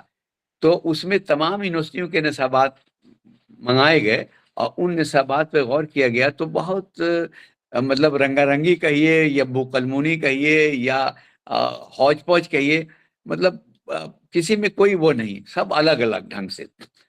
تو ہوتا کیا ہے کہ ہر ہیڈ اپنے حساب سے نصابات بناتا ہے، ہر ڈین اپنے حساب سے، اپنی عقل کے حساب سے، اپنی تعلیم کے اعتبار سے، اپنی صلاحیت کے اعتبار سے بناتا ہے. وہ یہ نہیں دیکھتا کہ نصاب بنانے میں 3 باتوں کا دھیان دینا چاہیے، یعنی لرنر کون ہے، پیریڈ کتنا ہے، مدت کتنا ہونا چاہیے، اور اس کا مقصد کیا ہونا چاہیے، ٹارگیٹ کیا ہونا چاہیے. تو اگر ٹارگیٹ آپ کے ذہن میں ہے، ڈیوریشن آپ کے ذہن میں ہے اور لرنرز آپ کے ذہن میں ہے، تو آپ بہت بہتر بنا سکتے ہیں. اچھا، تو پھر کچھ چیزیں ایسی ہوتی ہیں جو لوکلائز ہوتی ہیں، لوکل کلر بھی ڈالنا ہے. نتیجہ یہ ہوتا ہے کہ ہر یونیورسٹی کا نصاب الگ الگ ہو جاتا ہے. تو یہ تو نصاب کا حال ہے. اب آتے ہیں آپ کی تحقیق کے سینوپسس پر. تو اب ہر نگراں یا ہر ہیڈ اپنے نقطۂ نظر سے موضوع کو دیکھتا ہے. تو میں جب کسی موضوع پر نصاب وہ سینوپسس بناؤں گا تو میں اپنے پوائنٹ آف ویو سے بناؤں گا. میں اب جیسے مجھ سے اگر آپ کہیں گے کہ ریفرنس، آج کے رسالے میں ریفرنسز دینا بہت ضروری ہے، میں کہتا ہوں کہ جب میں اپنی بات بغیر ریفرنس کے ثابت کر سکتا ہوں، لاجیکلی کہہ سکتا ہوں، تو مجھے کسی کے ریفرنس کی کیا ضرورت ہے؟ میں تو ریفرنس اس وقت دوں گا جب کسی کی بات کی تردید کرنی ہوگی. تو اب یہ اپروچ کا فرق ہے. لیکن اگر دوسرے جو ہیں، اگر آپ ریفرنس نہیں دیں گے تو آپ کی بات کو کوئی اہمیت ہی نہیں دیں گے. اور وہ کیا کرتے ہیں کہ صرف ریفرنس پڑھ لیتے ہیں، اس نے فلاں کو کوٹ کیا کہ نہیں، کوئی تو ٹھیک ہے، صحیح ہے، بعد میں اندر کچھ بھی لکھا ہو. تو یونیفارمٹی اگر پیدا ہو جائے تو یہ اچھی بات ہے، لیکن پاسبل اس لیے نہیں ہے کہ ہر یونیورسٹی کا ہر اسکالر جو ہے یا ہر نگراں جو ہے وہ اپنے حساب سے سوچتا ہے. اور کوئی ترقی پسند ہے، کوئی مابعد جدیدیت والا ہے، کوئی جدید والا ہے، کوئی کلاسیکی ہے.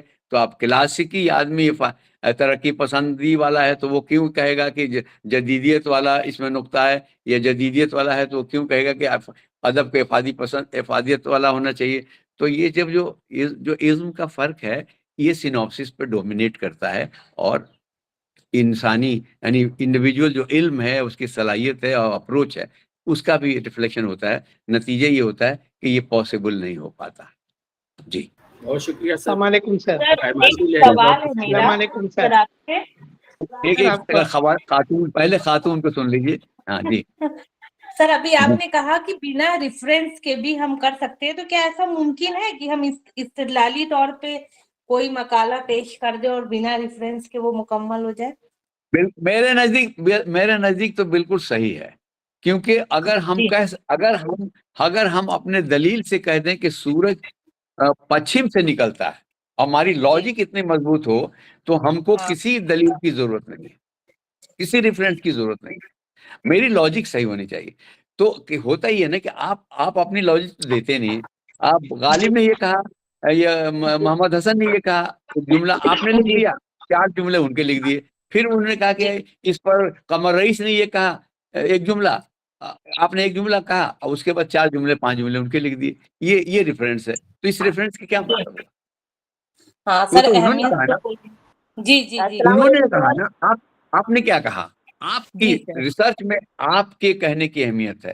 آپ اپنی بات जी रेफरेंस के साथ कहती हैं या बगैर रेफरेंस के कहती हैं, बहुत ऑथेंटिक होनी चाहिए, जी लॉजिकल होने चाहिए। और लॉजिकल बात के लिए जरूरी नहीं है कि हम रेफरेंस दें, देते हैं तो ठीक है दीजिए, अगर उससे बात जी बनती सर, है और कुछ कुछ नुक्ता उभरता है तो ठीक है। जी सर, शुक्रिया सर। अस्सलाम वालेकुम सर। सर मेरा नाम जमशेद है। कौन सा? मेरा एक सवाल है। बोलने लगे आप डिसिप्लिनरी बोलेंगे तो कैसे? एक आदमी प्लीज, एक आदमी सर मैं जमशेद डिसिप्लिनरी से बोल रिसर्च रहा के हूँ। बारे में एक आदमी प्लीज एक आदमी जी, जमशेदपुर वाले। जी जमशेद सर, मैं जमशेद बोल रहा हूँ, जमशेदपुर से नहीं, पटना से बोल रहा हूँ। जमशेद, सॉरी सॉरी जमशेद साहब। सर सबसे पहले thank you so much for this wonderful lecture, excellent शुक्रिया। Lecture sir. बहुत सारी चीजें सीखने को मिली। मेरे ख्याल से सर हम सब ऑलमोस्ट PhD करके ही आए हैं और कुछ डॉक्टरेट भी करके आए हैं बहुत सारे लोग। ये आवाज कहीं बाहर से आ रही है, कोई प्लीज म्यूट कर ले। बच्चे की आवाज कर लीजिए जी। तो सर बहुत अच्छे से आपने समझाया, बट सर हमारा जो सब्जेक्ट अमूमन ह्यूमैनिटीज से होता है, हम सब ह्यूमैनिटीज वाले हैं अमूमन, तो सर हमारा जो रिसर्च होता है वो बेसिकली सेकेंडरी रेफरेंसेस और सोर्सेज पे हम लोग कायल रहते हैं sir. Primary research, primary references वगैरह लेते नहीं है, और चूंकि ह्यूमैनिटीज है तो इंपेरिकल स्टडी हो नहीं पाता है। तो इंपेरिकल स्टडी नहीं हो पाता है तो बहुत सारी चीजों में हमें हमारा रिसर्च बायस नजर आने लगता है, या फिर हम जो करना चाहते हैं वो नहीं कर पाते हैं। तो उस बायसनेस को रोकने के लिए सर एक तरफ ना रिसर्च जाए हमारा, उसके लिए हमें बहुत सारी चीजों को करना पड़ता है। जैसे आपने खुदा बख्श ओरिएंटल लाइब्रेरी का एग्जांपल दिया कि आप वहां जाएं, वहां और प्राइमरी जो सोर्स है उसको उठाएं, उसके जो खत हैं उसको उठाएं, मैन्युस्क्रिप्ट को उठाएं। सर इसको करने में हमें बहुत सारी चैलेंजेस आती है, बहुत बारी मॉनिटरी फाइनेंशियल प्रॉब्लम होती है, मॉनिटरी प्रॉब्लम होती है। तो अगर कभी परमिशन भी नहीं मिलती, एग्जैक्टली सर, परमिशन भी नहीं जी। तो क्वालिटी ऑफ रिसर्च को इनहेंस करने के लिए हमें क्या करना होगा as a assistant professor sir? देखिए, मैं आपको तो कुछ नहीं करना है, ये तो गवर्नमेंट को, निज़ाम तालीम को करना है। मेरा पॉइंट ऑफ व्यू है कि जब तक जो लोग बागडोर संभाले हुए हैं वो इन बातों को नहीं सोचेंगे, इन मसाइल को नहीं सोचेंगे, उस वक्त तक हल नहीं होगा। लेकिन आप एक काम कर सकते हैं, आप अपने मसाइल, आप अपने प्रॉब्लम्स को बहुत लॉजिकली, बहुत नरमी के साथ सरकार तक या उस निज़ाम तक पहुंचा दें, अकेले नहीं, ज्वाइंटली। यानी बहुत सारे लोग लिखें कि साहब हमको इस मामले में ये दुश्वारियां पेश आती हैं और इसीलिए क्वालिटी बेहतर नहीं हो पाती है। अगर आप चाहते हैं कि रिसर्च की क्वालिटी बेहतर हो तो हमारे ये कुछ सुझाव हैं, इन सुझावों पर ज़रा संजीदगी से गौर किया जाए और इसको इम्प्लीमेंट करने की कोशिश की जाए। मैं समझता हूं कि अगर आप में से काफी लोगों ने लिख दिया तो उनको इस पर गौर करना पड़ेगा और वो खुद दुरुस्त करने की कोशिश करेंगे। जी थैंक यू सर। अस्सलाम वालेकुम दूसरा सर। जमशेद इजाजत चाहता है सर अस्सलाम वालेकुम सर, दूसरा जमशेद इजाजत चाहता है। हाँ जमशेद जी जी सर, एक बुनियादी चीज आपने भी कहा कि हम रिवर्स गेयर में जाएं, रिसर्च के हवाले से सबरस के बजाय आपसे शुरू करें। तो इर्तिकाई अमल को कैसे तय किया जा सकता है? नहीं, मैंने ये नहीं कहा कि यही करें, मैंने कहा कि कई तरीके, बताया कि सब में गलतियां हैं, सब में कई तरीके हैं, नहीं कई तरीके हैं और सबके फायदे हैं और सबके नुकसानात हैं। अब वो देखना है कि सबसे ज्यादा फायदा किसमें है। उसमें जो आप तारीखी तरतीब करते हैं ना, उसमें तो यही जो आप कह रहे हैं कि इर्तिका का, डेवलपमेंट का पता चल जाता है कि पहले किस तरह से लिखा जाता था, बाद में किस तरह से लिखा जाता था, कब क्या तब्दीली आई। तो इसका सबसे बड़ा फायदा यही है। लेकिन नुकसान ये है कि जो पढ़ने वाला है वो बिदकता है, शुरू ही में बिदक जाता है, वो नहीं पढ़ पाता। तो या तो इतनी सलाहियत डेवलप हो जाए बच्चे की कि वो कहीं से भी शुरू करें। मैं आपको एक छोटी सी मिसाल देता हूँ। सबरस का एक हिस्सा, अलीगढ़ में मैं लेक्चरर हुआ तो सबरस का एक हिस्सा मुझे पढ़ाने को मिला ओल्ड टेक्स्ट में। तो मैंने उसको पढ़ा तो उसमें कुछ फिक्रे थे, कुछ ऐसे जुमले थे, कुछ ऐसे अल्फाज थे जिसके मीनिंग मुझे नहीं मालूम। मैंने जगह जगह डिक्शनरियों में देखा, कहीं मानी नहीं मिला। तो मुझे बड़ी परेशानी हुई, लेकिन मैं बगैर पढ़े पढ़ा नहीं सकता था। तो किसी ने मुझसे कहा कि तुम क्यों परेशान हो रहे हो, तुमसे पहले जो साहब पढ़ाते थे उनके पास चले जाओ। तो मैं गया तो उन्होंने कहा कि अच्छा, मैं तो इसको छोड़ के पढ़ाता था। ٹھیک. اس کے بعد پھر ایک کسی نے کہا کہ یار ان سے پہلے والے جو تمہارے استاد تھے ان کے پاس جاؤ. ان کے پاس میں گیا تو انہوں نے کہا کہ اچھا یہ بھی کوئی جملہ، یہ بھی کوئی اسم ہے کیا؟ تو میں نے کہا جی ہاں یہ ہے. اچھا تو مجھے یاد نہیں کہ میں کیسے پڑھاتا تھا. تو کہنے کا مطلب یہ ہے کہ جب آپ اس طرح کی چیز کو شروع میں ہی ہوگا، یا تو اس کو ڈیلیٹ کر دیجئے یا اس کو فٹ نوٹ دیجئے، اس کو سمجھائیے، تب آپ اس کو رکھیے. تو کوئی بھی طریقہ اپنائیے، کوشش کیجئے کہ زیادہ سے زیادہ علم آپ اپنے طالب علم کو آسانی سے پہنچا سکیں. جی آگے. جی سر. السلام علیکم سر. دوسرا سوال ہے میرا السلام ایک، علیکم. اگر ہم پرانے متن کی تحقیق کریں، جیسے تفسیر سر سید میں ایڈٹ کر رہا تھا ایک زمانے میں، تو اس کا رسم الخط یقینی طور پہ پرانے زمانے کا ہے. اگر ہم آج کے حساب سے کریں گے تو اگر ہم آج کے حساب سے کریں گے تو کل اس کے تاریخی پہلو پر حرف آئے گا کہ یہ جو رسم الخط ہے تو یہ اس زمانے میں نہیں تھا. تو اس کی کیا تو آپ دیکھیے، اب آپ یہ بتائیں گے نا کہ آپ میری بات نہیں سمجھ سکے. ہر جگہ یہ نہیں اپلائی کرنا. میں نے کہا تھا کہ تدریس کے کوئی کتاب آپ مرتب کر رہے ہیں تدریسی، اور مضامین رکھ رہے ہیں سبرت سے لے کے غضنفر تک کا، تو جو مضامین آج آسان زبان میں لکھے جا رہے ہیں پہلے آپ رکھیں گے تو وہ پڑھنے میں دلچسپی لے گا. لیکن جہاں تک میں رسم الخط کے حوالے سے پوچھ رہا ہوں، یہ نہیں، یہ تو بات کلیئر ہو گئی میری. تو جو تحقیق کی بات ہے رسم الخط، دیکھیے نا رسم الخط میں تبدیلی ہوتی گئی ہے، کچھ الفاظ متروک ہو چکے ہیں.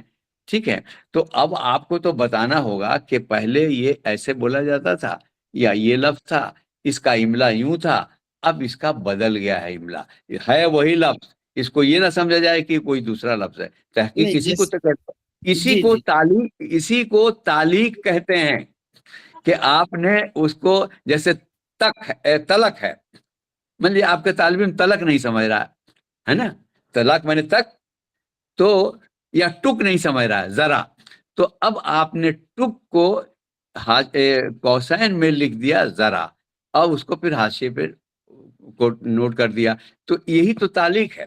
اور اسی لیے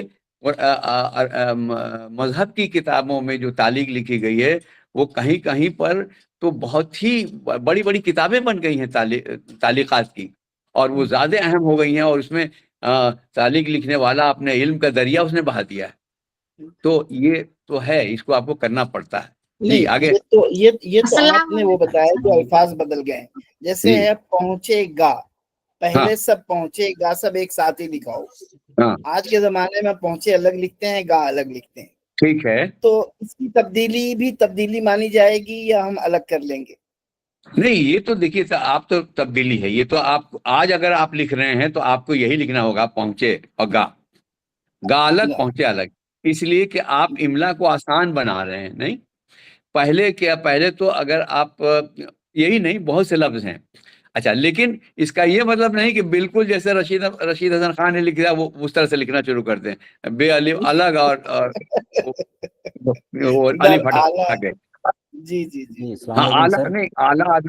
اعلیٰ ادنا تو ٹھیک ہے، لیکن جو قرآن شریف کے جو الفاظ ہیں، رحمان ہے، بشرا ہے، مصطفیٰ ہے، اس کو جو لوگ بدلنے لگے ہیں یہ صحیح نہیں ہے. میں آپ کو ایک چھوٹی سی کہانی، ایک واقعہ سنا دیتا ہوں. میرے ایک دوست تھے، میں سولن میں پڑھاتا تھا، تو مجھ سے کہا گیا کہ آپ اردو میں اپنے ناموں کی تختی بنوا لائیے دلی سے. تو میں نے کہا کہ آپ سب اپنا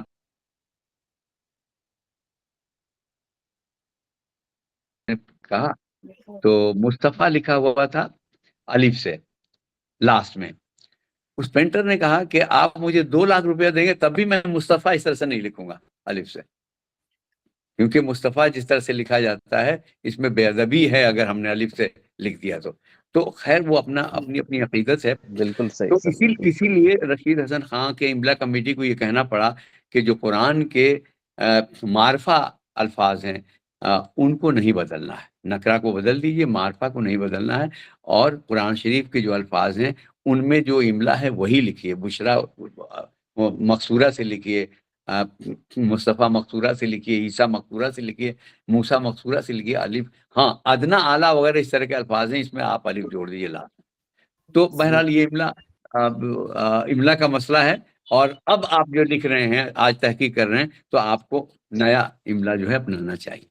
سر السلام علیکم سر السلام علیکم چھوٹا سا سوال، آج ریسرچ کے پس معیار کا ذمہ دار ہم ہیں یا طالب ایک سیکنڈ، یہ 3 آوازیں آ رہی ہیں، ایک آواز آنے کو.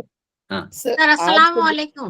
آج کا جو ہمارا پست معیار ہے، ایک جگہ وہ بول رہے جی سر سر میں پہلے کہ وہ مہربانی کر کے کوشچن آنسر کو اچھے سے ہینڈل کرے. انہوں نے اب یہ دونوں کی باتیں ہماری بات رکھی ہے. آپ دونوں کی باتیں سمجھ. سر ماڈریٹر سے گزارش ہے کہ وہ اچھے سے کوشچن آنسر سیشن کو ہینڈل کریں، کیونکہ انٹریکشن میں انہوں نے ہمیں بات رکھی ہے. آپ لوگ ایک ایک کر کے بات کریں. ہاں فیصل ایک ایک بات کریں، ایک ایک کر کے. جی السلام علیکم. ہاں میں جمشید، میں یہ پوچھ رہا ہوں. نظر الاسلام وانی آپ پہلے بات کریے. ہاں السلام علیکم سر. سر گزارش ماڈریٹر سے یہ ہے کہ وہ کوشچن آنسر سیشن کو ٹیکنیکلی ہینڈل کریں، کیونکہ انٹریکشن ہاں وہ انہوں نے لے لیا اپنے ہاتھ میں. اب آپ بولیے، سوال بولیے. شکریہ سر. آرٹیفیشیل انٹیلیجنس کا کیا امپیکٹ رہتا ہے آج کل کے دور میں ریسرچ پہ؟ وہی سوال پوچھنا ہے بس. آرٹیفیشیل انٹیلیجنس کا کیا رول رہے گا سر ریسرچ میں بتانے میں؟ دیکھیے مصنوعی ذہانت جو ہے، میں اس کے بارے میں بہت اچھی رائے نہیں رکھتا. میں نے خود تجربہ کیا. میں نے مصنوعی اس ایپ میں جا کے میں نے کہا کہ فلاں رائٹ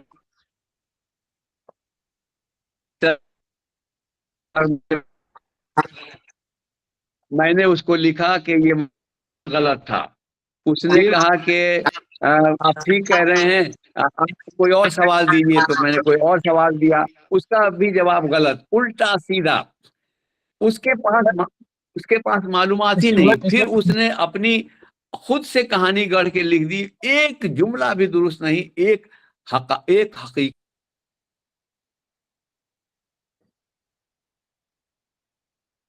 انفارمیشن فیس بک کو دیتے ہیں یا کمپیوٹر کو، یہ جو بھی نیا جو وہ میتھڈ ہے، ٹیکنیک ہے، ہم ہی اور آپ تو دیتے ہیں. اگر ہم نے اچھا آتھینٹک انفارمیشن نہیں دیا، اچھے حقائق نہیں دیے، تو ہمارا بچہ جب انٹیلیجنس سے لے گا حقائق، تو ہمارے ہی حقائق کو دے دے گا جو غلط ہوں گے. اور وہ آج کل امتحان میں بھی لکھنے لگے ہیں، اور ریسرچ میں تو اور ہی مصیبت کا کام ہے. انگریزی میں ہم نے سنا کہ کچھ بہتر صورت ہے، لیکن اردو میں بہت ہی خراب صورت ہے.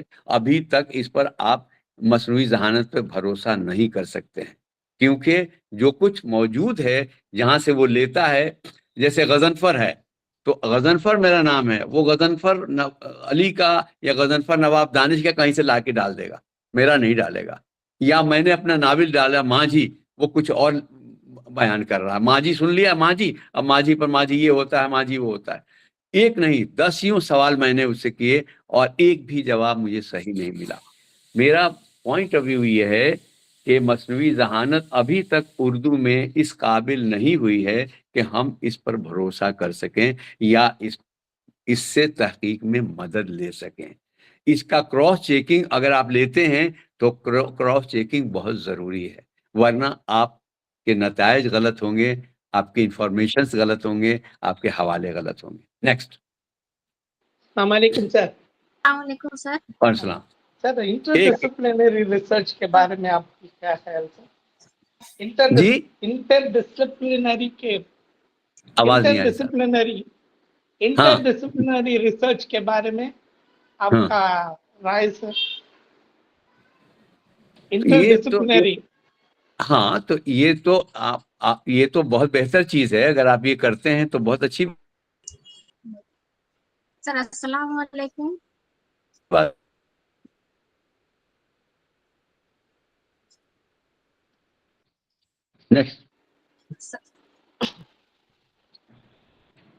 نیکسٹ. سر السلام علیکم. السلام علیکم. جی سر میرا ایک سوال ہے. وعلیکم السلام. بات بولیے. جی جی میرے ذہن میں سر ایک سوال ہے کہ میں تحقیق کرنا چاہتی ہوں. وہ موضوع ہے اردو شعراء کے یہاں حب الوطنی کے جذبات. تو اس موضوع پر اگر میں تحقیق کروں तो मुझे कहाँ तक मतलब के जो है वो मतलब के अदवार मुतय्यन करने होंगे और क्या देखिए ये तो करना होगा? ये देखिए ये आपको तय करना होगा कि किस दौर से किस दौर तक की शायरी को लेना चाहती हैं, नंबर 1। नंबर 2 ये देखना होगा कि इस पर बहुत से काम हो चुका है। जानसार अख्तर के 2 जिल्दों में हमारा हिंदुस्तान के नाम से ही काम जानसार अख्तर ने किया था। वो तमाम हुब्बुल वतनी वाली नज़में जमा कर दी हैं। उसके बाद किसी ने कौमी यकजहती पे उन्होंने किया था, क्या नाम है, अली जवाद जैदी ने, और भी लोगों ने किया है। तो आपको ये देखना होगा कि नए जमाने में जो कौमी हुब्बुल वतनी वाली नज़में लिखी गई हैं उन पर कहीं आपका पॉइंट ऑफ व्यू क्या होगा। ये भी हो सकता है कि जो काम ऑलरेडी हो चुका है उनको आप एक नए एंगल से देखें, नए जाविये से देखें और उसको ट्विस्ट करके आप उस पर काम करें। ठीक है, तो ये भी कर सकते हैं कि हुब्बुल वतनी पर मुस्लिम शुअरा ने किस तरह हुब्बुल वतनी के जज्बे को पेश किया है और उर्दू शायरों ने किस तरह से हुब्बुल वतनी को पेश किया है। तो ये भी एक मौजू हो सकता है। तो आप लेकिन ये कोशिश करनी चाहिए कि जितनी आपकी सलाहियत है, जितना आपका दायरा है, जितने आपके पास रिसोर्सेज हैं, उन्हीं के अंदर में रह के काम करना चाहिए। नेक्स्ट जी जी जी, शुक्रिया सर। ओके, सलाम। मैं साबिरा खातून बोल रही हूँ, रानीगंज आसनसोल से, मगली बंगाल। हाँ, कैसी हैं आप? जी जी अल्हम्दुलिल्लाह सर, खैरियत से हैं आप? ठीक है ना सर? अल्लाह का शुक्र। अच्छा मौजू और बहुत ही सैर हासिल गुफ्तगू रही आपकी, माशाल्लाह बहुत कुछ सीखने का मौका मिला। शुक्रिया। जी सर, एक सवाल मेरे जहन में है, वो ये कि जैसे कि मान लीजिए किसी की निजी जिंदगी के बारे में कोई बात अगर लिखनी हो जो वो शख्स बयान नहीं करना चाह रहा और हमें वो पता है, और जब हम तहकीक उसकी शख्सियत पर अगर कोई तहकीक करेंगे और उस चीज़ का जिक्र करेंगे, जैसे मान लीजिए उनके वालिदैन के बारे में या उनके ज़रिए माश के बारे में या किसी भी हवाले से मुआशके वगैरह के बारे में, तो कहीं ये तहकीक के बजाय तफ्तीश तो नहीं हो जाएगी सर? इस तरह का मतलब कि क्या करना जायज़ है? अल्लाह ताला ने कहा है ना कि हर काम का दारोमदार नियत पे है। तो नियत में अगर रुसवाई है किसी की तो बचना चाहिए, अगर रुसवाई नहीं है तो आप कीजिए। एक साहब थे, मेरे उस्ताद मोहतरम ही थे वो, और उन पर एक साहब तहकीक कर रहे थे, तो उनकी निजी जिंदगी के बारे में उन्होंने उनसे कुछ ऐसी बातें की, पूछा, तो वो गुस्सा हो गए, कहने लगे कि आप मुझ पर तहकीक कर रहे हैं या तफ्तीश कर रहे हैं, क्या कर रहे हैं? तो ये तो एक बात है, लेकिन जो सवाने हयात लिखता है वो भी बहुत सी बातें छुपाता है। आदमी अपने आप से भी झूठ बोलता है, बहुत सी बातें अब खुद से भी छुपाता है। तो ये इंसानी नफ्सियात है, वो अपनी कमजोरियों को, बहुत से लोग अपनी कमजोरियों को ढिंढोरा पीट के पेश करते हैं और बहुत से लोग अपनी कमजोरियों को पर्दा डालते हैं। अलग-अलग नफ्सियात हो सर, सही है, लेकिन जब वो आदमी गुजर जाए, बहुत मुख्तसर टाइम रह गया है अगले सेशन के लिए। जी फैसल आप वाइंड अप कर दीजिए। जी बस एक सवाल है मेरा, एक सवाल है जी, बहुत शुक्रिया। फैसल साहब मुझे मौका दीजिए। जल्दी से बोल दीजिए, जल्दी बोलिए। हाँ सर, मेरा अस्सलाम वालेकुम। वालेकुम। बगैर किसी सवाल ये है कि जो तहकीक के अंदर जो हवालेजात दिए जाते हैं उसका बेहतरीन तरीका कौन सा है? बेहतरीन तरीका ये है, बेहतरीन तरीका ये है कि आप कोशिश कीजिए कि आप प्राइमरी यानी बुनियादी माखज़ तक पहुंचे। ठीक है, और बुनियादी माखज़ तक पहुंचने के बाद जिस किताब से आप हवाला दे रहे हैं तो सबसे पहले तो उस किताब का नाम आपको लिखना होगा। उसके बाद उस किताब का जो राइटर है उसका नाम लिखना होगा। फिर उस किताब से जो आपने मजमून लिया है, अगर वो कई मज़ामीन हैं तो मजमून का जिक्र करना होगा। अगर मजमून नहीं है, सिर्फ पूरी किताब एक ही टॉपिक पे है, तो आपको वो किताब कहाँ से छपी मतबा लिखना होगा, वो किताब किस सन में छपी ये लिखना होगा, फिर उस किताब में किस सफ़े पर यानी उसका एडिशन क्या है ये लिखना होगा, और आखिर में वो आपने जो नकल किया है, जो हवाला दिया है, वो किस सफ़े पर है, ये करना होगा। ये मेरे हिसाब से बेस्ट तरीका है। ٹھیک ہے سر جی بس ہو گیا. جزاک اللہ. بہت بہت شکریہ سر آپ کا کہ آپ کو آپ نے موقع دیا. بہت بہت شکریہ آپ کا. ٹھیک ہے السلام علیکم سر. بہت شکریہ سر. اگلا سیشن 10:45 پہ ہے. سینڈ کیا تھا لیکن اس پہ اتفاق یہ ہو گیا کہ میرا موبائل گم ہو گیا, اسی میں تھا. آپ اس کو پھر سے بھیج دیے. نمبر تو میں نے ایشو کرا دیا ہے لیکن موبائل میں رہ گیا ایڈریس. ایک بار پھر ایڈریس بتا بھیج دیں پن کوڈ کے ساتھ. جس پر آپ بات کی اسی پر پھر سے آپ واٹس ایپ کر دیجیے ایڈریس پن کوڈ کے ساتھ. ہاں وتھ پن کوڈ. ہاں پن کوڈ نہیں ہوگا تو پوچھنا مشکل ہوگا. اگلا سیشن 10:45 پہ ہے. دیکھیے ابھی میں اسپیشل کورس کو موجود ہوں اور سنڈے کو میں آپ کو سنڈے کو ود ان ویک ہو جائے گا.